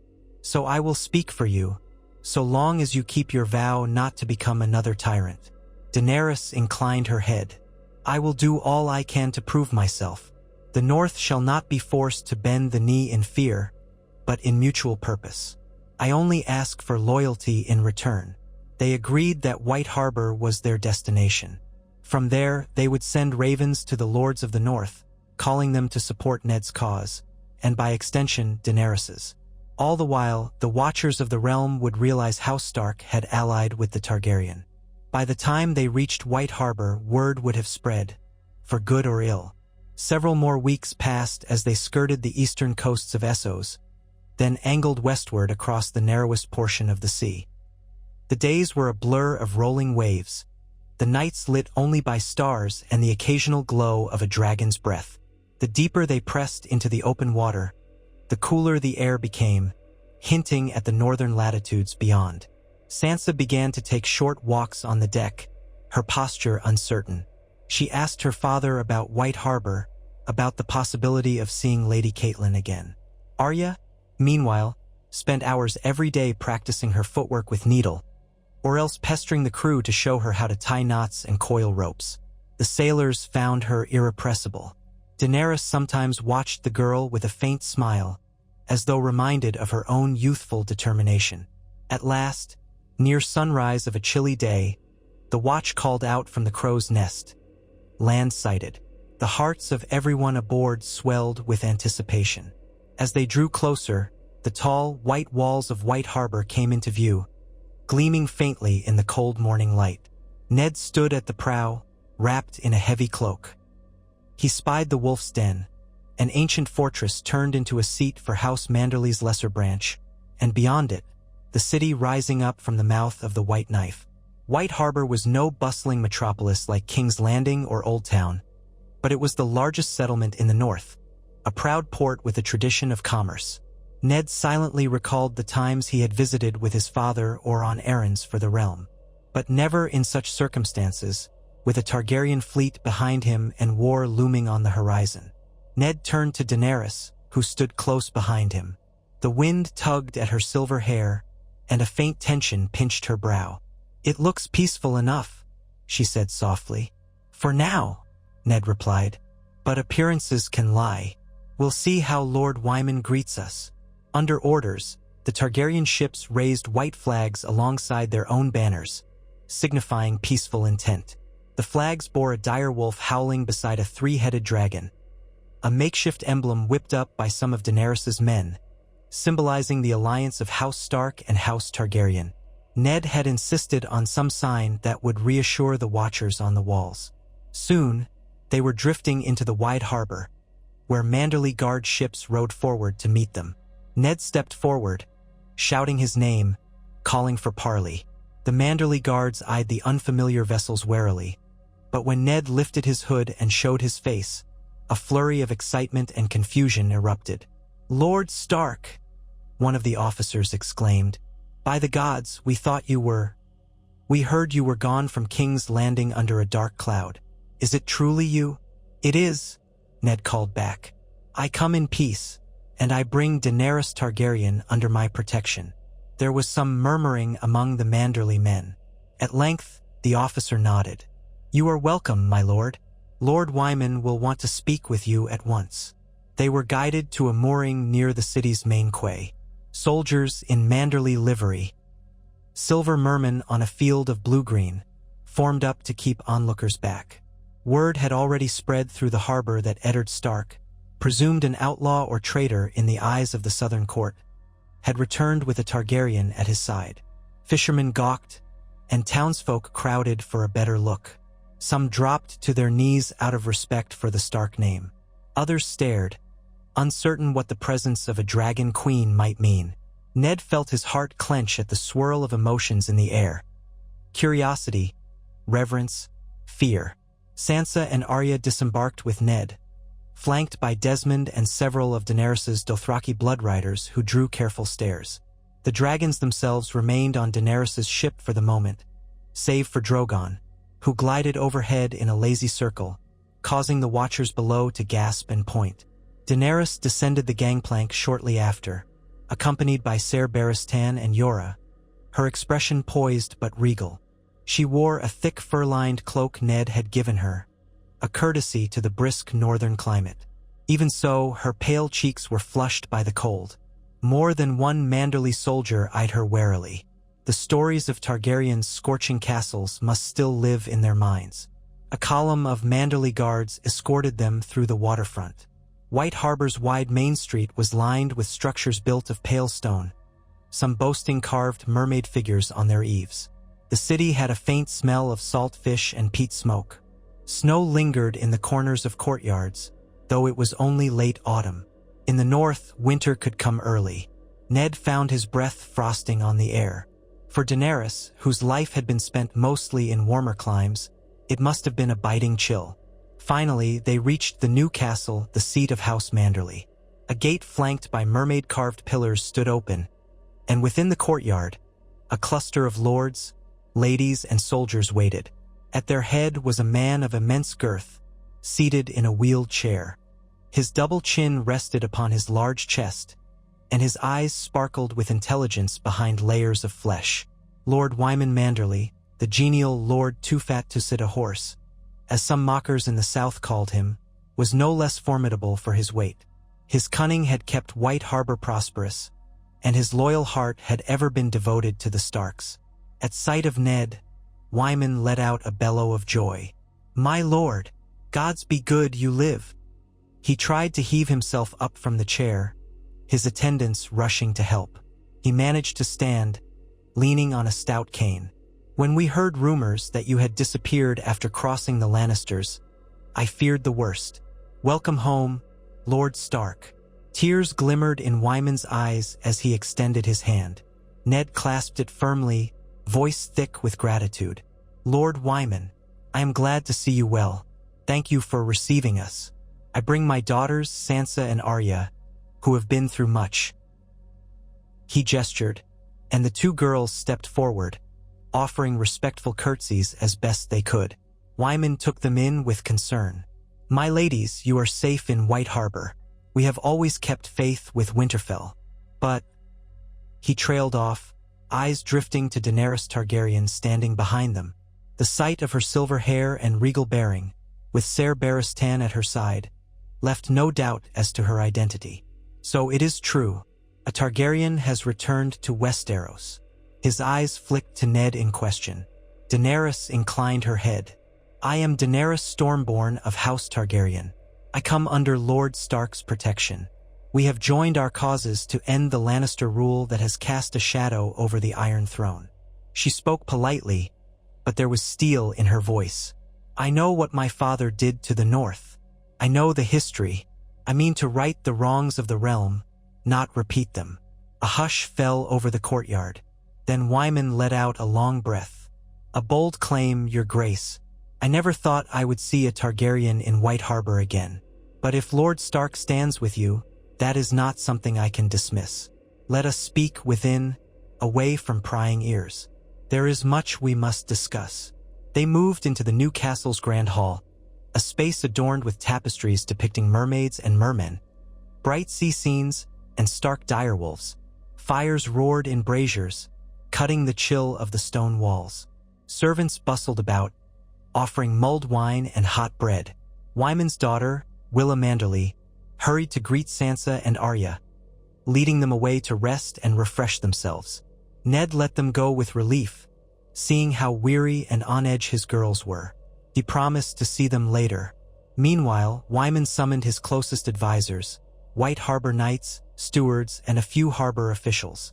With Ned, Daenerys, Ser Barristan, and Yora, they formed a small council around a large table. Once everyone was settled, Wyman gestured for his steward to close the doors. "We must speak plainly," he began, glancing between Ned and Daenerys. "The realm is in turmoil. King Robert is dead, though I wonder if it was truly an accident. Joffrey Baratheon, so-called, sits the Iron Throne, guided by Queen Cersei and her father, Lord Tywin Lannister. The rumors we've heard are that you, Lord Stark, discovered Joffrey's incestuous parentage and fled King's Landing. Some men say you are a traitor. Others say you are a hero who turned against the false king. Now you return with the last Targaryen who claims the throne as well. What does this mean for the North?" Ned drew a slow breath. "It means the North must decide whether it will remain under the boot of Lannisters who care nothing for us, or whether it will reclaim its honor by supporting a rightful ruler who will treat us fairly. Joffrey is no son of Robert. He is Jaime Lannister's. The Iron Throne is thus stolen. The rightful Baratheon heir is Stannis, yet he has not shown the will or the ability to seize it, as far as I know. Daenerys Targaryen has returned with a claim older than Robert's. She is the blood of Aegon the Conqueror, and the dragons have been reborn. I do not make this decision lightly, Lord Wyman. The Mad King killed my father and brother, and I fought to overthrow House Targaryen. But Daenerys is not her father. She has shown compassion and wisdom beyond her years. I believe she can restore justice to the realm, provided we support her." Daenerys nodded, meeting Wyman's gaze. "My father, Aerys, was cruel. I do not deny it, but I am here to offer Westeros a better rule, not tyranny. I will not demand blind fealty. If the North wishes to join me to overthrow the Lannisters, I welcome it. If not, I will respect that choice, but I cannot guarantee the Lannisters will, for once they discover your neutrality, they will see you as potential traitors." Wyman's fleshy face twitched as he considered the precarious position. "Indeed, it seems there is little chance of remaining neutral. The Lannisters have the throne. If we do nothing, eventually they will come for us, especially if they suspect we are harboring Lord Stark. They know how vital the North is. They might try to buy our loyalty or break it. But your father was not the only Targaryen who harmed the North, my lady. We remember the rebellions and the cruelties. How can I be certain you will keep your word once you sit the throne?" "I will swear any oath you ask," Daenerys replied gently, "so long as it is honorable. And if I should break it, you would have my life. But I do not intend to break it. I do not seek to subjugate the North as if it were a spoils of war. The North is harsh enough without adding my own tyranny. I want the North as an ally, not a conquered province." Ned could see the conflict in Wyman's eyes. Manderly's loyalty to House Stark was unwavering, yet the centuries of Targaryen rule and the bitter final years under Aerys lingered like an old wound. Still, Wyman's respect for Ned was paramount. After a long silence, the Lord let out a gusty sigh. "Lord Stark, if you ask it, I will gather my knights and swords in your name. White Harbor is yours to command, as always. If you have chosen to stand by Daenerys Targaryen, then I shall follow." He glanced at Daenerys. "But be warned, your grace. The other lords of the North may not be so easily convinced. Many are far more stubborn than I." Daenerys inclined her head. "I understand. We must earn their trust, and if it takes time, so be it. But time is not an ally if the Lannisters move swiftly." Wyman's expression grew more grave. "Aye, that is the crux of it. If they discover you're here, they might send armies north. Though it's no easy feat crossing the neck, not with Moat Cailin in the way. But there are other developments. I've heard talk that Balon Greyjoy might be stirring in the Iron Islands again, testing the coasts. The Greyjoy rebellion was quashed before, but if the realm is in chaos, it's the perfect time for the Kraken to strike. And in the south, there are whispers of Renly Baratheon forging alliances in the Reach. Some say he's proclaimed himself king as well, ignoring his brother Stannis. All of this is rumor, but I suspect some of it is true." Yora nodded, arms crossed. I've heard those rumors too. Renly has the Tyrells behind him if he marries Margaery Tyrell. That would grant him the might of Highgarden and the Reach. They could field an enormous army, possibly the largest in Westeros. Ser Barristan frowned. So we may face multiple claimants. Joffrey, Renly, Stannis, and Daenerys. Or if some of the great houses choose to name their own king, the realm might shatter. Lord Stark, how do you propose we proceed? Ned rubbed a hand across his brow. We must first secure the north. Then we can determine how best to push south. Robb, my eldest son, must learn of my return and join his strength to ours. The other lords, Umber, Karstark, Glover, Bolton, Serwyn, all must be approached. We must show them that House Stark stands firm and that Daenerys is an ally worth believing in. The mention of House Bolton made Wyman grimace. Roose Bolton is a cunning man. He'll side wherever he sees advantage. You'll need to handle him carefully. Ned nodded, recalling the cold, pale eyes of the Lord of the Dreadfort. Yes, indeed. After more discussion, they agreed that Ned would ride to Winterfell immediately with a contingent of Manderly knights, along with a small retinue from Daenerys, including Ser Barristan and Jorah. Daenerys herself would remain in White Harbor for a short time, to avoid alarming the countryside with the sudden arrival of a Targaryen queen and her dragons. Once Ned had secured a proper welcome in Winterfell, Daenerys could travel there under safer conditions. Meanwhile, Lord Wyman would begin discreetly calling upon his vassals to prepare for war. Ned also sent a raven to Robb, urging him to come to White Harbor or remain in Winterfell to meet his father. In either case, the letter was meant to confirm Ned's survival and reassure his son that the alliance with Daenerys W. as genuine. When Sansa learned that Ned would be riding to Winterfell, she pleaded to go with him. She was desperate to see her mother and brothers, to feel the safety of home again. Arya was more subdued, but also eager to leave behind the fortress walls of White Harbor. Yet Ned worried about their safety. The roads could be treacherous, especially if the Lannisters had spies. Ultimately, he relented, deciding that it might be safer for the girls to stay near him, away from the city where Daenerys' presence could draw more attention. White Harbor had its own defenses, but the path to Winterfell was shorter than a journey back across the sea, and neither of his daughters wanted to be parted from him again. 2 days later, as a pale sun rose over the northern hills, Ned Stark led a column of riders out of White Harbor's gates. The Manderly knights wore cloaks of sea green and silver, while Ned, his daughters, Ser Barristan, Jorah, Desmond, and a handful of Dothraki outriders formed the core of the group.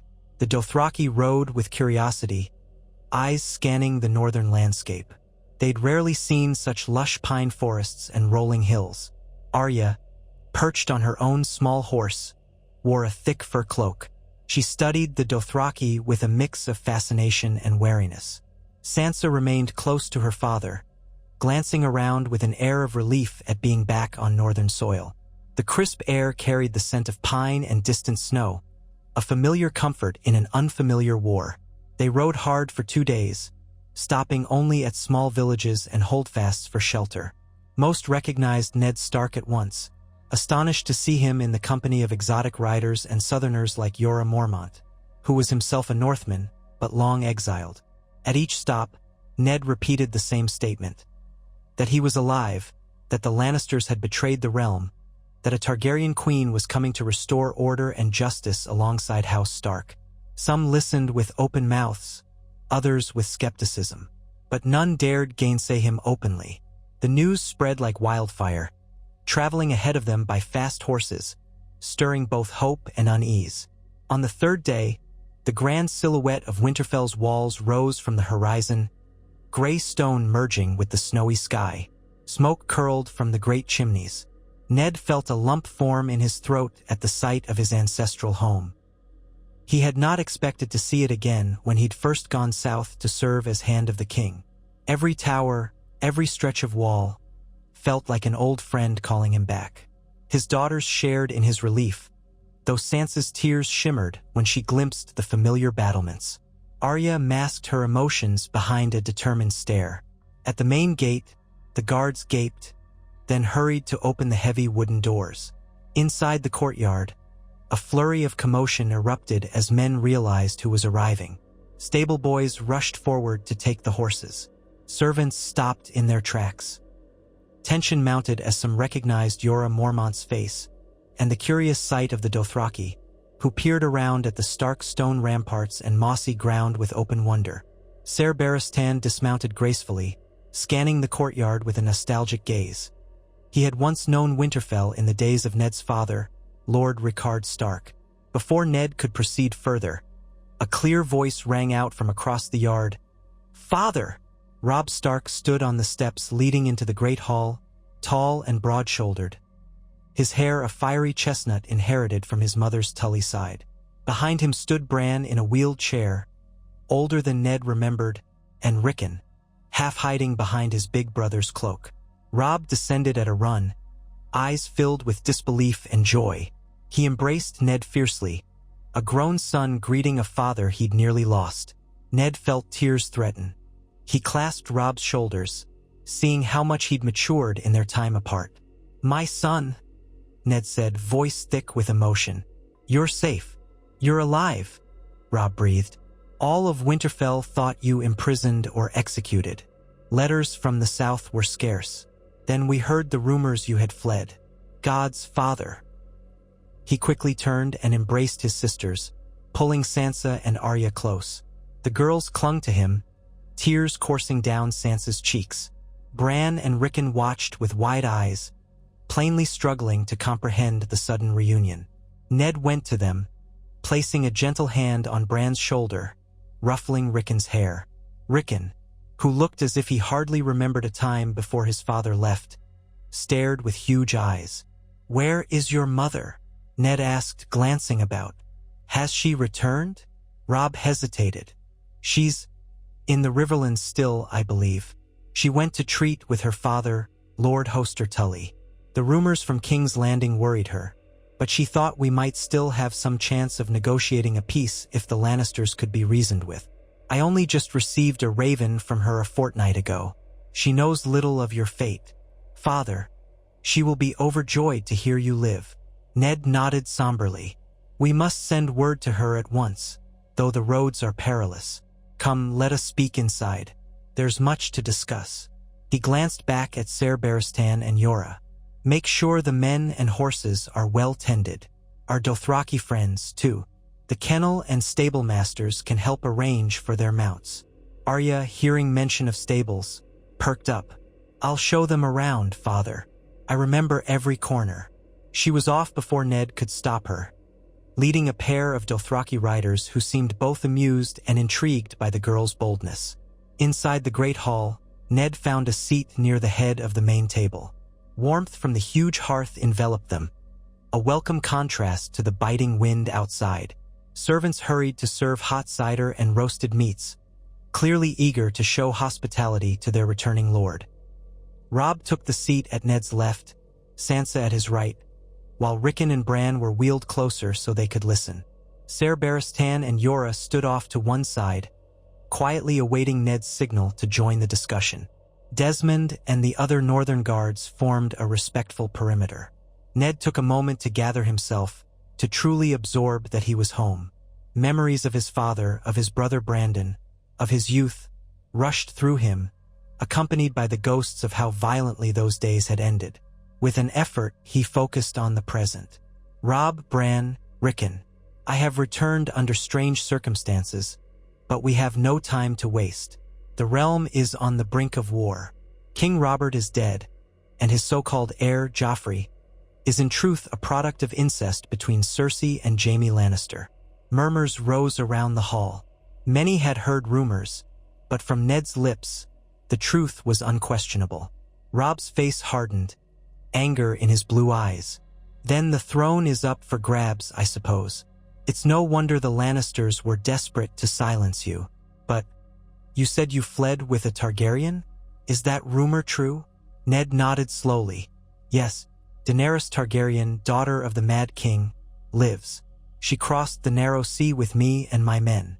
She has dragons, 3 of them, hatched from petrified eggs in a miraculous event across the sea.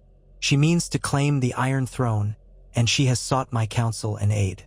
I believe we must join forces with her to depose the Lannisters.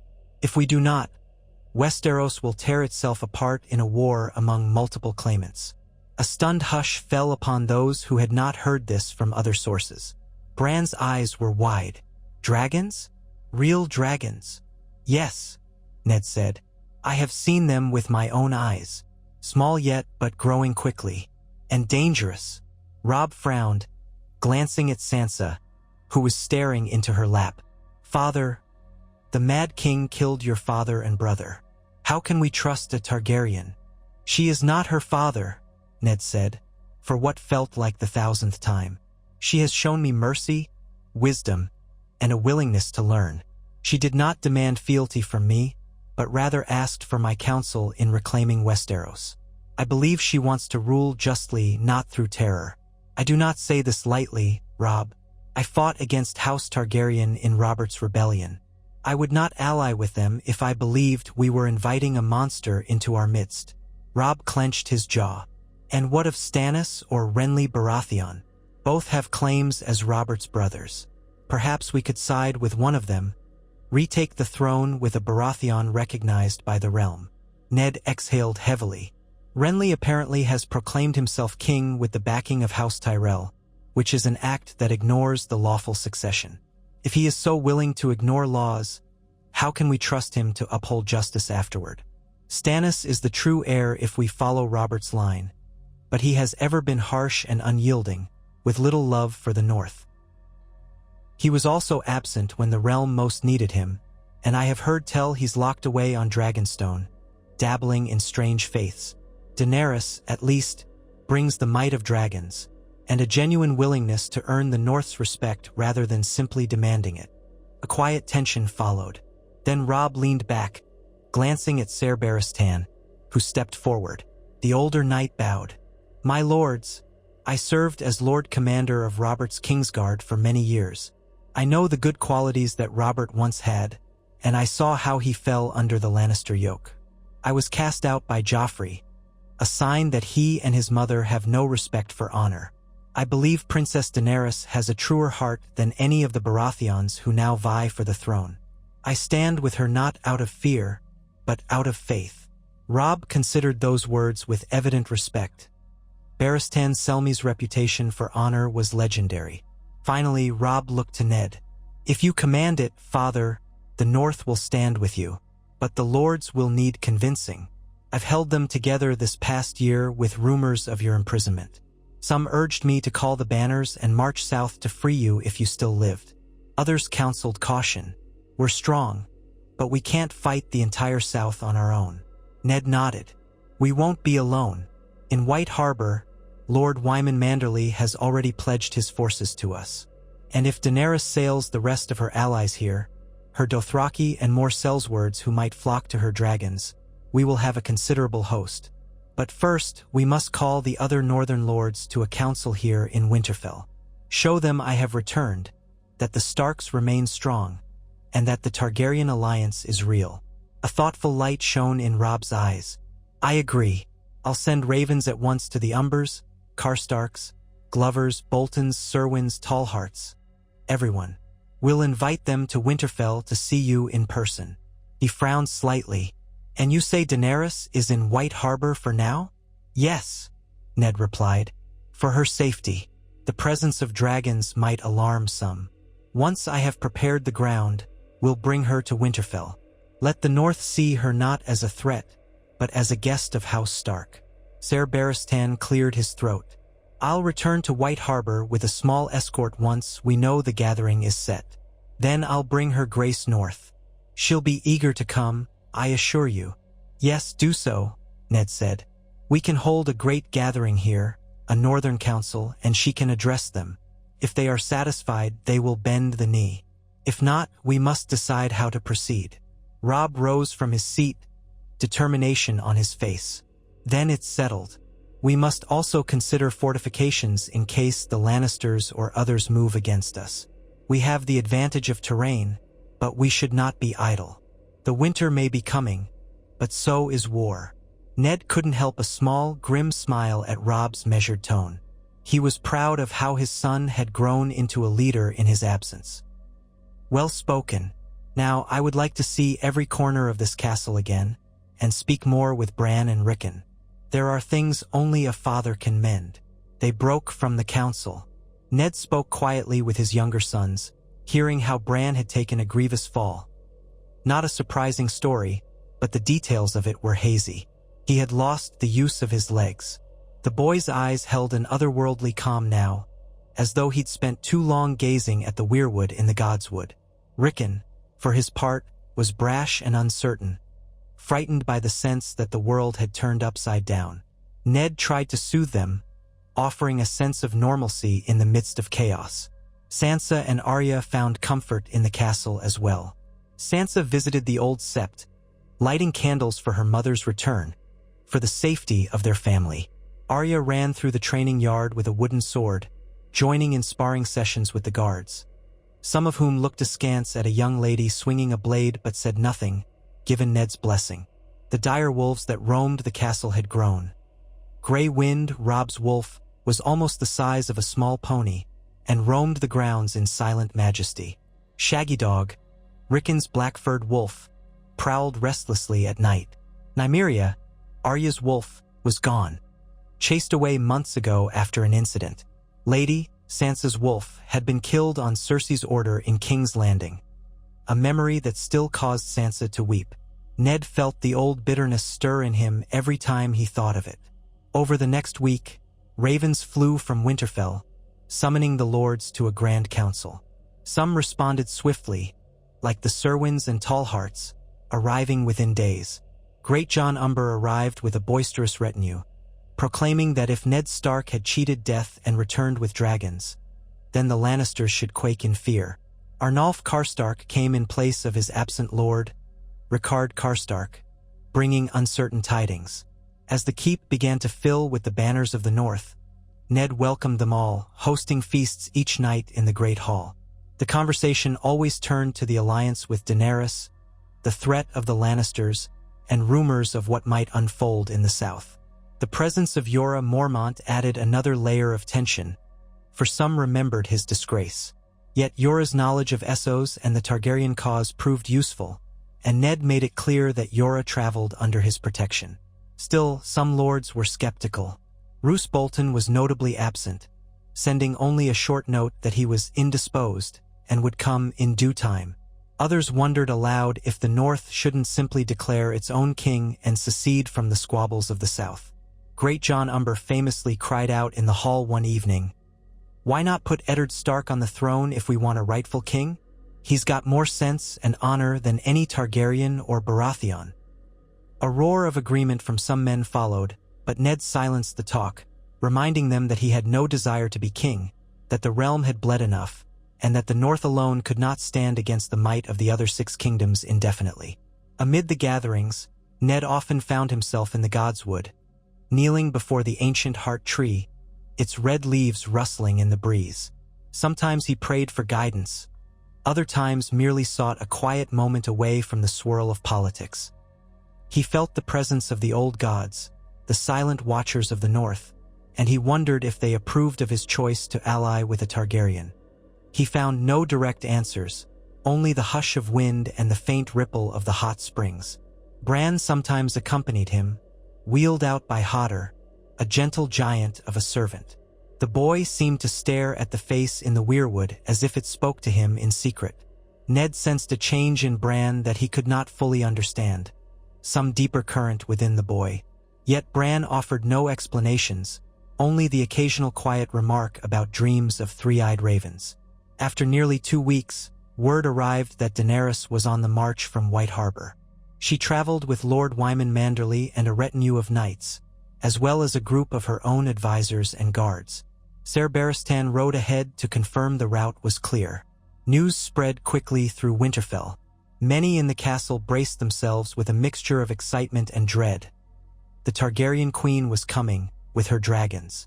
Some wondered how the northern lords, so proud and independent, would react to a southern-born claimant with the blood of the Mad King. Yet others, especially younger knights and sworn swords, felt a thrill at the chance to witness living dragons, a legend made flesh. When the day finally came, Ned stood atop the walls, scanning the horizon. Gray clouds threatened snow, though only a few flakes drifted in the wind. The watchers on the gate towers shouted that a host approached, bearing the mermaid banner of House Manderley and a new standard. The Targaryen dragon combined with the dire wolf of House Stark. Ned's heart pounded. This was it, the moment of truth to display the alliance in the seat of House Stark. The gates were opened, and a column of riders entered. Manderley knights in shining plate, Dothraki on their tall steeds, and in their midst, Daenerys Targaryen, astride a pale mare, her silver hair braided and interwoven with small bells that chimed faintly. She wore a heavy cloak of white wolf fur, a gift from Lord Wyman, and her expression was solemn. Atop the battlements, men and women craned for a glimpse of her. The faint hiss of whispers filled the air. At her sides rode Jorah Mormont and Ser Barristan, both with proud posture. And overhead, circling with slow sweeps of leathery wings, glided the three dragons. They were larger than when Ned had last seen them, each about the size of a small pony. Their scales shimmered in the weak northern sun. Gasps and cries rose from the courtyard. Some stepped back in fear as the dragon's shadows passed over them. When Daenerys reached the center of the courtyard, she dismounted gracefully, handing the reins to a stable boy who stared in awe. She lifted her eyes to meet Ned's as he came down from the ramparts. For a moment, the swirl of watchers receded, and it was as if only the two of them existed in the hush. "Welcome to Winterfell, Your Grace," Ned said, bowing his head slightly. "You honor us with your presence." She inclined her head in return, a gentle smile touching her lips. "Thank you, Lord Stark. Your ancestral seat is as grand and storied as I imagined. I hope the warmth of your hospitality outweighs the chill of the season."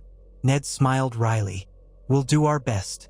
Come, let us greet the lords within the great hall. They are anxious to meet you." Daenerys nodded. With Ser Barristan and Jorah in tow, she followed Ned into the castle. The dragons remained outside for the moment, two of them perching on the stable's peaked roof, while Drogon took flight to circle overhead. The Northern Council, already assembled in the hall, watched as Daenerys entered, flanked by knights in Targaryen or Manderley colors. Gasps and murmurs rippled across the lords and ladies. Standing in the forefront were Robb, Greatjon Umber, Arnulf Karstark, Lady Meage Mormont of Bear Island, and others who had answered the call. Daenerys paused before them, her bearing regal yet tempered by sincerity. She clasped her hands before her. The silence stretched a moment, broken only by the crackle of the hearth fires and the distant cry of a dragon overhead. Then Greatjon Umber let out a booming laugh, startling everyone. "By the old gods and the new, Ned Stark has gone and brought us a dragon queen. I never thought I'd see the day." He stepped forward, surprisingly agile for such a massive man, and gave Daenerys a quick, appraising look. "They say your father was mad as a hare in heat, but you don't look so fearsome, girl."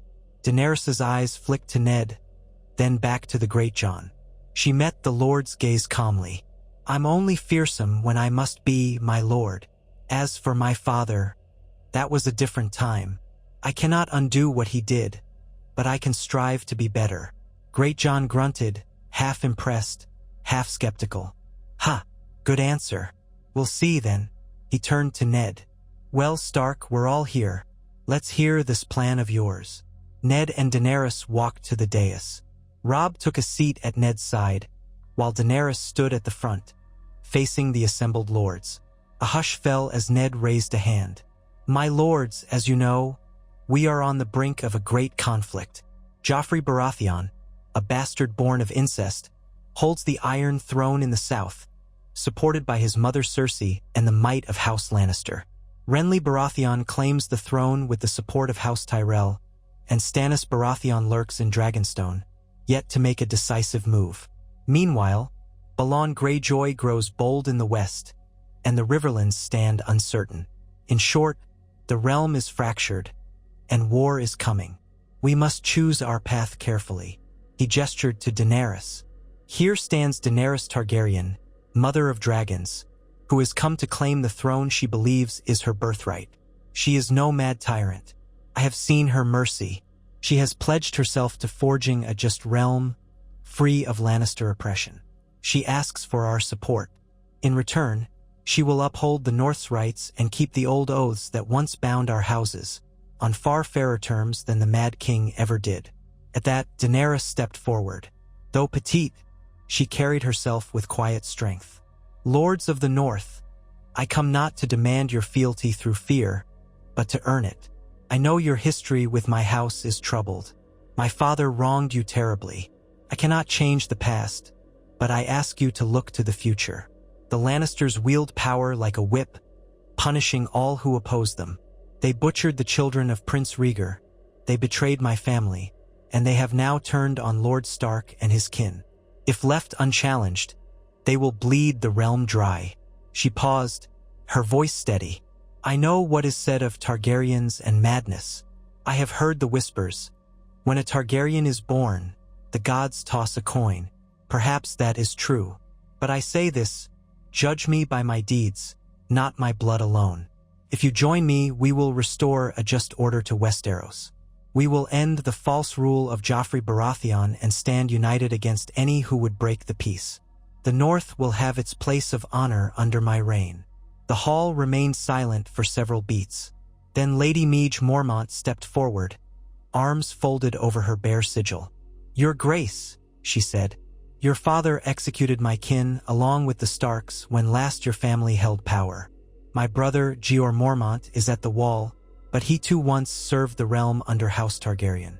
Why should we place our faith in you now? Why not declare the North a kingdom unto itself? Daenerys met her gaze. If you do so, you would stand alone, while Lannisters, Baratheons, Tyrells, and Greyjoys wage war across the Seven Kingdoms. Could the North truly stand against all of them? Perhaps you could, for a time, but countless northern lives would be lost. I will not lie to you. I wish to be queen of all Westeros, including the North, but I will not subjugate you. I will treat the North as an equal partner in restoring the realm's peace. I have dragons, yes, and with them I could burn cities, but that is not my wish. I do not want ashes. I want a realm that prospers. She paused, her voice softening. As for your kin, Lady Mormont, I cannot bring them back. I can only promise that under my reign, I will honor their memory by never repeating the terror that befell them. A stirring ran through the hall. Some lords exchanged glances. Arnulf Karstark leaned toward Great John Umber, muttering something. Roose Bolton was still absent, but a few of his men stood in the back, watching intently. Finally, Robb rose. Lords of the North, you trusted me to govern in my father's stead. I stand here a loyal son of Ned Stark, who has chosen to ally with Daenerys Targaryen. If you trust my father, if you trust me, then lend her your ears. Listen to her words, see her actions. I have no illusions that this will be easy, but I believe it is the best course for the North, better than bending to a Lannister boy king or plunging into a lonely war of independence. Great John rubbed his jaw. So we're to bend the knee to her? Become Targaryen men again? Ned answered, we are to be allies in restoring the realm. She will be queen, but the North shall not be her enemy or her victim. When the war is won, I am certain we can negotiate any terms that ensure our rights are respected. And if she breaks her word, he said quietly, then the North will stand together as it always has. But I believe she will keep it. More uneasy stirring. Then, one by one, a few lords knelt. Lady Mormont, her face stern, knelt as well, bowing her head. The Great John snorted, then grinned and dropped to one knee with a theatrical thud that rattled the floor. Others followed, until nearly the entire gathering had bent the knee to Daenerys Targaryen, Mother of Dragons, in the Great Hall of Winterfell. Ned noted that some knights, especially from the smaller houses, still seemed uncomfortable, but the tide was set. The presence of Ned Stark, and the memory of the long bond between House Stark and its vassals, was too strong to ignore. They would stand behind him, at least for now. Daenerys exhaled softly, an expression of relief flickering across her face. She lifted her hands. Rise, my lords. I accept your fealty and pledge you mine in turn. Together we will bring an end to Lannister rule and restore the realm's rightful order." They rose, a mixture of awe, excitement, and lingering trepidation. Ned found himself hoping that, in the forging fires of this alliance, Daenerys would remain the woman of compassion he had come to trust. That evening, a grand feast was held in the hall to celebrate this fragile new pact. Torches and candles lit the high stone walls, music filled the air, and servants bustled about bearing trays of roast venison, spiced carrots, and hot stews. The hall was packed with northern lords, their retainers, and Daenerys's retinue. Seated at the high table, Ned observed the swirl of faces, trying to take stock of who seemed genuinely supportive and who might harbor doubts. Daenerys, in a formal gown trimmed with fur, spoke graciously to those who approached her, sipping northern ale with only a mild grimace at its potency. Robb made rounds among the younger lords, forging alliances in conversation. Arya slipped in and out of the hall, uninterested in the formalities but evidently enthralled by the spectacle. Especially the dragons perched outside, occasionally glimpsed through the open doors. Sansa, for her part, sat quietly, maintaining a polite smile when conversation came her way. Ned worried for her. The trauma of King's Landing had not fully faded, nor had her illusions about courtly love. She seemed uncertain how to reconcile the grandeur of a Targaryen queen with the reality of war. At one point, Daenerys approached Sansa to offer a kind word about the difficulty of leaving home at a young age. Sansa nodded stiffly, managing a polite conversation, but Ned saw the tears that threatened to form. He left them be, trusting Daenerys's gentle approach. Shortly after, Ned spotted Jorah Mormont speaking with Lady Meage Mormont, his aunt, if only by marriage and blood ties. The Lady of Bear Island wore a stern expression, but something like relief underpinned it, likely glad that Jorah lived, if still uncertain of his choices. Ned considered approaching them but decided to give them privacy. Some reunions were best handled alone. Late in the feast, a horn sounded outside, deep and resonant. The music paused. A guard rushed in, breathless, and bowed to Ned. "My lord, a party arrives from the Dreadfort. Lord Bolton himself. He's here." Ned rose, tension rippling through the hall. Roose Bolton was the last major lord to arrive. His presence had been awaited with mixed feelings, for the Boltons' reputation was grim, and their loyalty never quite as assured as other northern houses. Daenerys, reading the unease in the crowd, quietly stood beside Ned. They stepped outside into the courtyard, where torches revealed Roose Bolton dismounting from a pale horse. His features were as Ned remembered. Pale eyes, a calm, polite demeanor, a face that rarely betrayed emotion. He wore a cloak of fine leather trimmed in white fur. At his side stood a few Bolton men in their flayed man sigil. Bolton's eyes flicked over Daenerys, taking in her silver hair and regal bearing. The faintest tilt of his head indicated respect, or perhaps calculation. "Lord Stark," Bolton said quietly, "I was delayed by pressing matters at the Dreadfort. I've come now as promised. It seems you have a royal guest." Ned forced a cordial tone. "Lord Bolton, welcome." "Yes, Daenerys Targaryen, mother of dragons, has come seeking alliance with the North against the Lannisters." Bolton's eyes slid to Daenerys. "Your Grace." He bowed, though not deeply. "I have heard tales. Dragons in the North, they say. A sign of interesting times." Daenerys studied him with a level gaze. "Indeed, times that demand unity. Will you join us, Lord Bolton, or stand apart?" Bolton's thin lips curved into something resembling a smile. "I have always been loyal to House Stark, as my forebears have been for centuries." He turned to Ned. "You are my liege lord, Lord Stark. If you have chosen to side with this Targaryen queen, I will follow. I would see the realm cleansed of Lannister corruption as well. War is upon us. Best we face it together." Ned let out a small breath, nodding. He did not fully trust Bolton, but open defiance would have been a far greater problem. "Come inside, then. Eat, drink, and hear what we propose." Bolton and his men followed them in, the hush in the hall thickening as he passed. For the Boltons were rumored to be terrifying foes, rumored to still practice the flaying of enemies. But if Bolton was here to bend the knee, that was one less threat for the moment. Ned could sense Daenerys's relief as well, though she wore a composed mask. She might have known how dangerous a defection by a powerful northern house could be. Another hour wore on, with more toasts and speeches, until the hall's fires burned low. At last, Ned stood to address the assembly one final time. "My lords, I thank you for coming. Tomorrow we shall begin planning the next move. We must ascertain how to strike at the Lannisters, or to defend if they come north. We must also consider approaching other allies in the Riverlands, the Vale, perhaps even the Stormlands if Stannis remains idle. For now, rest. We have a long road ahead." The hall gradually emptied, lords drifting to their chambers. Daenerys retired to the guest quarters prepared for her. Ned escorted her there, ensuring she had the best accommodations that Winterfell could provide. Outside her door, she paused to meet his gaze. "I thank you for your guidance, Lord Stark. Without you, I doubt the North would have received me so kindly." Ned inclined his head. "My family owes you a debt for saving us from the Lannisters' grasp in Essos.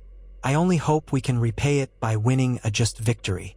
Daenerys gave a faint, weary smile. "We will see this through. Good night, Lord Stark." He returned to his own chambers, where Sansa and Arya awaited, sharing a small antechamber.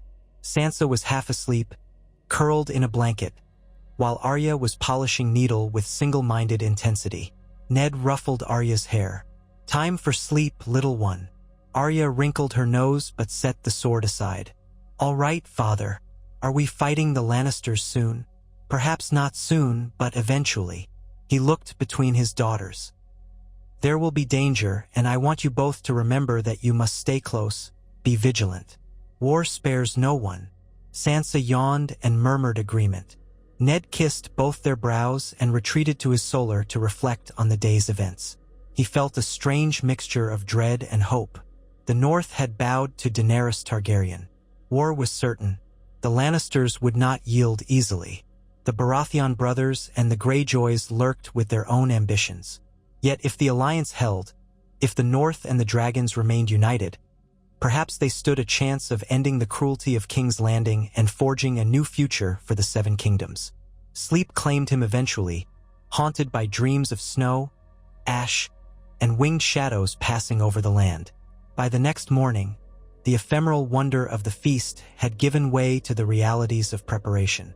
Lords conferred in smaller councils about mustering soldiers, gathering supplies, and shoring up defenses.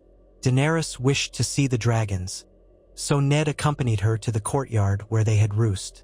Drogon, the largest, was perched on a high parapet, his black scales flecked with frost. Rhaegal and Viserion crouched near the stables, tails lashing. Stable hands kept a wide berth. When Daenerys approached, all three dragons shifted, making low rumbling sounds that resonated through the stones. She murmured to them in High Valyrian, or a language Ned did not recognize, and the creatures settled. A hush fell over the courtyard. Many watchers peered from the walls, transfixed by the sight of the Targaryen queen communing with her dragons in the heart of Winterfell, a place where no dragon had been seen since before Robert's rebellion, truly, since the days of old Targaryen kings. The chill in the air made the dragons snort little puffs of steam. One of them spat a brief gout of flame at the sky, causing a ripple of alarm among onlookers. Daenerys laid a calming hand on its neck, whispering softly. The watchers exhaled in awe. Ned found himself marveling again. These were living weapons capable of laying waste to armies, if they grew large enough. Yet here they were, in the capable hands of a young woman who was forging alliances with the North. If used wisely, they could bring the Lannisters to heel. If used recklessly, they could spark devastation. He prayed Daenerys's judgments would remain measured, that the power she wielded would not corrode her heart. For the moment, she seemed resolute, determined to show the North she was not her father. While Daenerys and the dragons claimed much attention, Ned dove into war planning with Robb, Great John, Lady Mormont, and other leading lords. Scouts were dispatched southward to watch the Neck for any sign of a Lannister advance. Another group was sent west to monitor the Iron Islands. Messengers were sent to Moat Cailin, the strategic fortress that guarded the causeway into the north, to reinforce its garrison. Ned also wrote letters to the Eyrie to Lysa Arryn, though he doubted she would join them. She was known for her isolationism. Still, Ned had to try. He had grown up alongside Lysa in the Vale, and her son was Ned's nephew. Perhaps the threat of Lannisters might spur her to help. Daenerys, for her part, showed a keen interest in forging alliances beyond the north. She spoke with the lords who had connections in the Riverlands, encouraging them to bring word of her intentions to the Tullys, the Freys, the Mallisters. Even the Blackfish, Bryn Den Tully, might be persuaded to join. And if enough houses rose, the Lannisters would be pinned down in the west, or in King's Landing itself, unable to face the combined might of so many forces. It was an ambitious plan, reliant on coordination and trust in a realm famous for betrayal. Yet Ned found himself quietly believing it could be done, if they moved carefully. Across the yard, Arya practiced her sword forms with the Dothraki, who seemed amused by her fierce determination. Sansa was inside, presumably sewing or reading with the ladies who had come for the council. Ned occasionally caught glimpses of her, pale and introspective. He resolved to speak with her more, to ensure she did not feel lost amidst the swirl of political intrigue. She had lost so many illusions in King's Landing, lost her direwolf, lost her naive trust in Joffrey's chivalry. A father's heart ached for her, yet he was also proud of how she endured. Thus, the days passed in a steady hum of activity. Winterfell's corridors echoed with the clank of armor, the footsteps of messengers, the bustling of servants carrying crates of supplies. Daenerys spent time in the library, reading up on the history of the North, an act that surprised many. She also sat in on councils, leaning on Ned's guidance regarding the intricacies of northern politics. Robb grew more comfortable with her presence, seeing that she truly listened to what the Northmen had to say. Great John Umber, while still loud and boisterous, seemed to take a liking to her fierce spirit.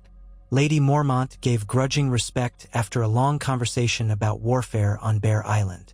Even Roose Bolton, pale and inscrutable, offered no open dissent, though Ned sensed the man's calculating gaze upon Daenerys whenever they were in the same room. If the North was slowly rallying, the question remained, what would the rest of Westeros do? Reports trickled in of Renly Baratheon coronating himself in Highgarden, presumably in an extravagant ceremony with Margaery Tyrell by his side. The Stormlords were said to be divided, unsure whether to follow Stannis or Renly. The Lannisters, for their part, had begun conscripting men in the Westerlands, with Tywin presumably leading the war effort. Joffrey's reign in King's Landing grew more brutal by the day, according to rumors. Women in Flea Bottom were starved, men disappeared if they spoke against the crown, and the City Watch had become a weapon for the royal family's tyranny. Ned's anger flared whenever he heard such stories. He recalled the illusions of chivalry Sansa had once cherished, illusions that had shattered at Joffrey's cruelty. The boy was shaping up to be worse than even the darkest rumors implied. But to remove him from the throne, they would have to fight their way through a kingdom in chaos. And each day that passed risked more atrocities. Daenerys, too, grew restless, pacing the battlements, gazing southward. She was eager to begin the campaign, but Ned insisted they needed a stronger foundation, more alliances. The dragons, while fearsome, could not conquer an entire realm alone, especially if the Lannisters were joined by other great houses. Patience, always patience. When at last the various musters were tallied, the North could field nearly 30,000 men if all bannermen responded. Daenerys' forces, counting the Dothraki waiting across the sea, and Sellswords who might yet be hired, could add another 10,000 or more eventually. If they convinced some of the Riverlands houses to join, that might match or even exceed what the Lannisters and their allies could muster. But the question was how quickly they could move and who would strike first. On a cold morning at the end of their second week in Winterfell, a raven arrived from the citadel in Old Town, bearing urgent tidings. King Joffrey had declared Eddard Stark and Daenerys Targaryen enemies of the crown. A bounty was placed on their heads, rumored to be princely. Furthermore, the message stated that the crown demanded the immediate surrender of the North under penalty of death for all traitors. Ned read the scrawled letter with a grim face, then showed it to Daenerys. She read it, lips tightening.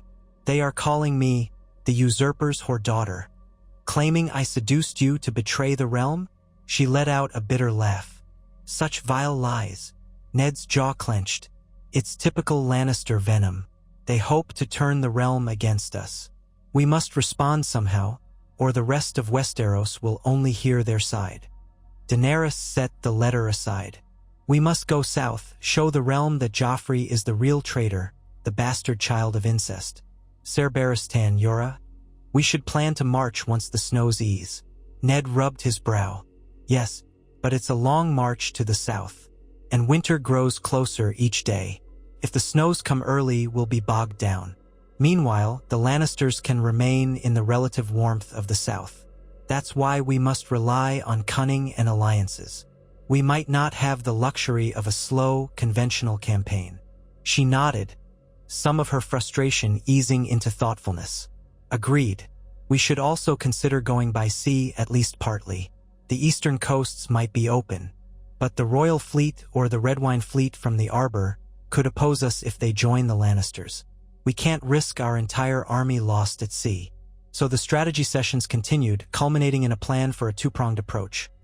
One contingent would march south through the Neck, while another, carrying Daenerys' key advisors, the dragons, and some chosen forces, would sail around Westeros, if possible, to land near the Blackwater or further south, potentially coordinating with any rebellious lords in the Crownlands.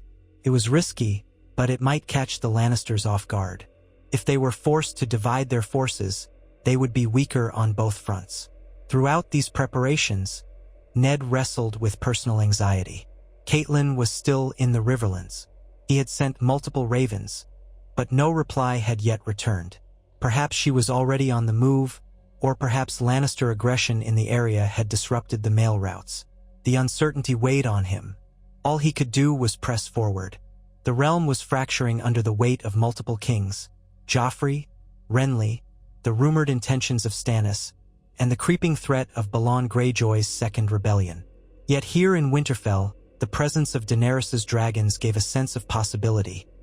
After centuries of slumber, the tide of history might be about to turn in a dramatic way. One night, as the snow began to drift more heavily outside the hall, Ned found Daenerys alone in the library, poring over an old tome about the tactics of the First Men. She looked up when he entered, her gaze momentarily distant. "Lord Stark," she greeted him. "I'm trying to understand how your ancestors fought in these cold lands. The climate is so harsh. It shapes everything." Ned took a seat opposite her, glancing at the thick pages of runes and drawn lines. "Yes, the winter changes warfare entirely. Armies cannot easily forage. Roads become impassable. Sieges become more deadly because starvation sets in faster." She studied him a moment. "Sometimes I think about what will happen if winter arrives in earnest while we wage war on the Lannisters. Will we be forced to pull back, or risk thousands dying in the cold? It seems an impossible dilemma." Ned sighed. "War is always full of impossible choices. That is why I do not envy those who sit the throne. And yet, if we do nothing, Joffrey's cruelty continues unabated." He paused, letting the old library's quiet wrap around them. "You have the dragons. That might allow you to strike quickly, end the war before winter fully sets in. But they're still growing." She nodded. "Yes, Drogon is the largest, but still not big enough to carry a rider, not yet. Give it another year or two, though, and who knows?" Her eyes flicked down to the text. "It's strange, isn't it? We rely on these creatures, these living embodiments of fire, to change the tide in a land defined by cold." A soft hush settled between them. Outside, the wind rattled the window. Ned recalled the words of House Stark. "Winter is coming. Strange times indeed, but you are forging a new path. We all are." Daenerys closed the book gently. "I only hope the path leads to something better than what we leave behind." Your father and brother died under the rule of my father. Robert Baratheon took the throne by war. Now his son, false son, rules by deception and cruelty. The cycle of vengeance could go on forever. Ned gazed at her, seeing not just a queen but a young woman carrying an impossible burden. There is no easy end to the cycle, but sometimes you can break it by offering mercy where others would expect wrath, by keeping promises instead of betraying them. That is what I hope you will do once you claim the throne. She looked down. That is what I intend. You have my word. He believed her, or at least he wanted to. Rising, he inclined his head. Then get some rest, Your Grace. Tomorrow will be another day of planning and persuasion. She smiled faintly. Yes, Lord Stark. Good night. The days stretched onward. Snow began to fall more frequently, dusting Winterfell's rooftops, turning the training yard slushy by midday. Messengers from Bear Island and Last Hearth confirmed that men were being raised. The heavy decision remained: when to march south. Too soon, and they might face the brunt of the Lannisters without enough southern allies. Too late, and winter storms might trap them. Eventually, Ned and Daenerys agreed on a date a fortnight away, aiming for a swift campaign to at least secure the Riverlands before the worst snows fell. In the interim, a rider from the Riverlands finally arrived, bearing a letter with the Tully sigil. It was from Catelyn, penned in haste. My beloved Ned, word has reached me of your return. Thank the gods. I feared the worst. I am in Riverrun with my father, who grows weaker by the day. War is upon the Riverlands. Tywin Lannister has sent raiders under Ser Gregor Clegane, burning villages. Lord Walder Frey dithers. I've heard rumors that a Targaryen is with you. The realm is mad. I will remain here for now, but I yearn to see you and our daughters again. If war comes, the Tullys will fight beside the Starks. Hurry if you can. Catelyn. Ned read the letter twice, relief mixing with worry. Tywin Lannister was already striking the Riverlands, trying to bait them into a larger conflict or secure a buffer around King's Landing. He brought the letter to Daenerys, who frowned as she read it. We should move quickly. The Riverlands are in danger. If we free them from the Lannisters' raids, they might join us wholeheartedly. Yes, Ned said. But the men need time to prepare. We can't leave the North undefended, either. We must coordinate with Robb and the others. Thus, it was decided that in a fortnight, an army of Northmen, perhaps 15,000 strong, would march south under Ned's and Robb's command. Daenerys would accompany them with a core retinue, along with the dragons. Additional forces from White Harbor might join, or remain to guard the sea route. Daenerys also planned to send word to her Dothraki across the sea, urging them to sail for the west coast of Westeros if possible, though coordinating such a movement might be slow. The lords parted Winterfell to gather their levies, promising to rendezvous at Moat Cailin in 2 weeks' time. The fortress at Moat Cailin would serve as a mustering point, from which the entire host would march to the Riverlands. The day soon arrived when Winterfell emptied, as men marched or rode to war. The great hall stood quieter, the corridors less crowded. Cooks had prepared large provisions for the road, barrels of salted fish, dried meats, and turnips. Smiths had worked day and night forging spears and arrowheads. The clang of steel had filled the winter air. Now, as dawn broke on the chosen day, Ned stood at the gates, fully armored in plate and mail, with a fur cloak draped over his broad shoulders. Robb was beside him, wearing the silver direwolf sigil. Sansa and Arya watched from a courtyard balcony, anxiety on their faces. Ned had decided both girls would remain in Winterfell, despite their protests, under the care of Maester Luwin and with a strong garrison. It pained him to leave them again, but the battlefield was no place for them, and he would not risk them falling into Lannister hands again. Daenerys emerged, mounted on a sleek black mare.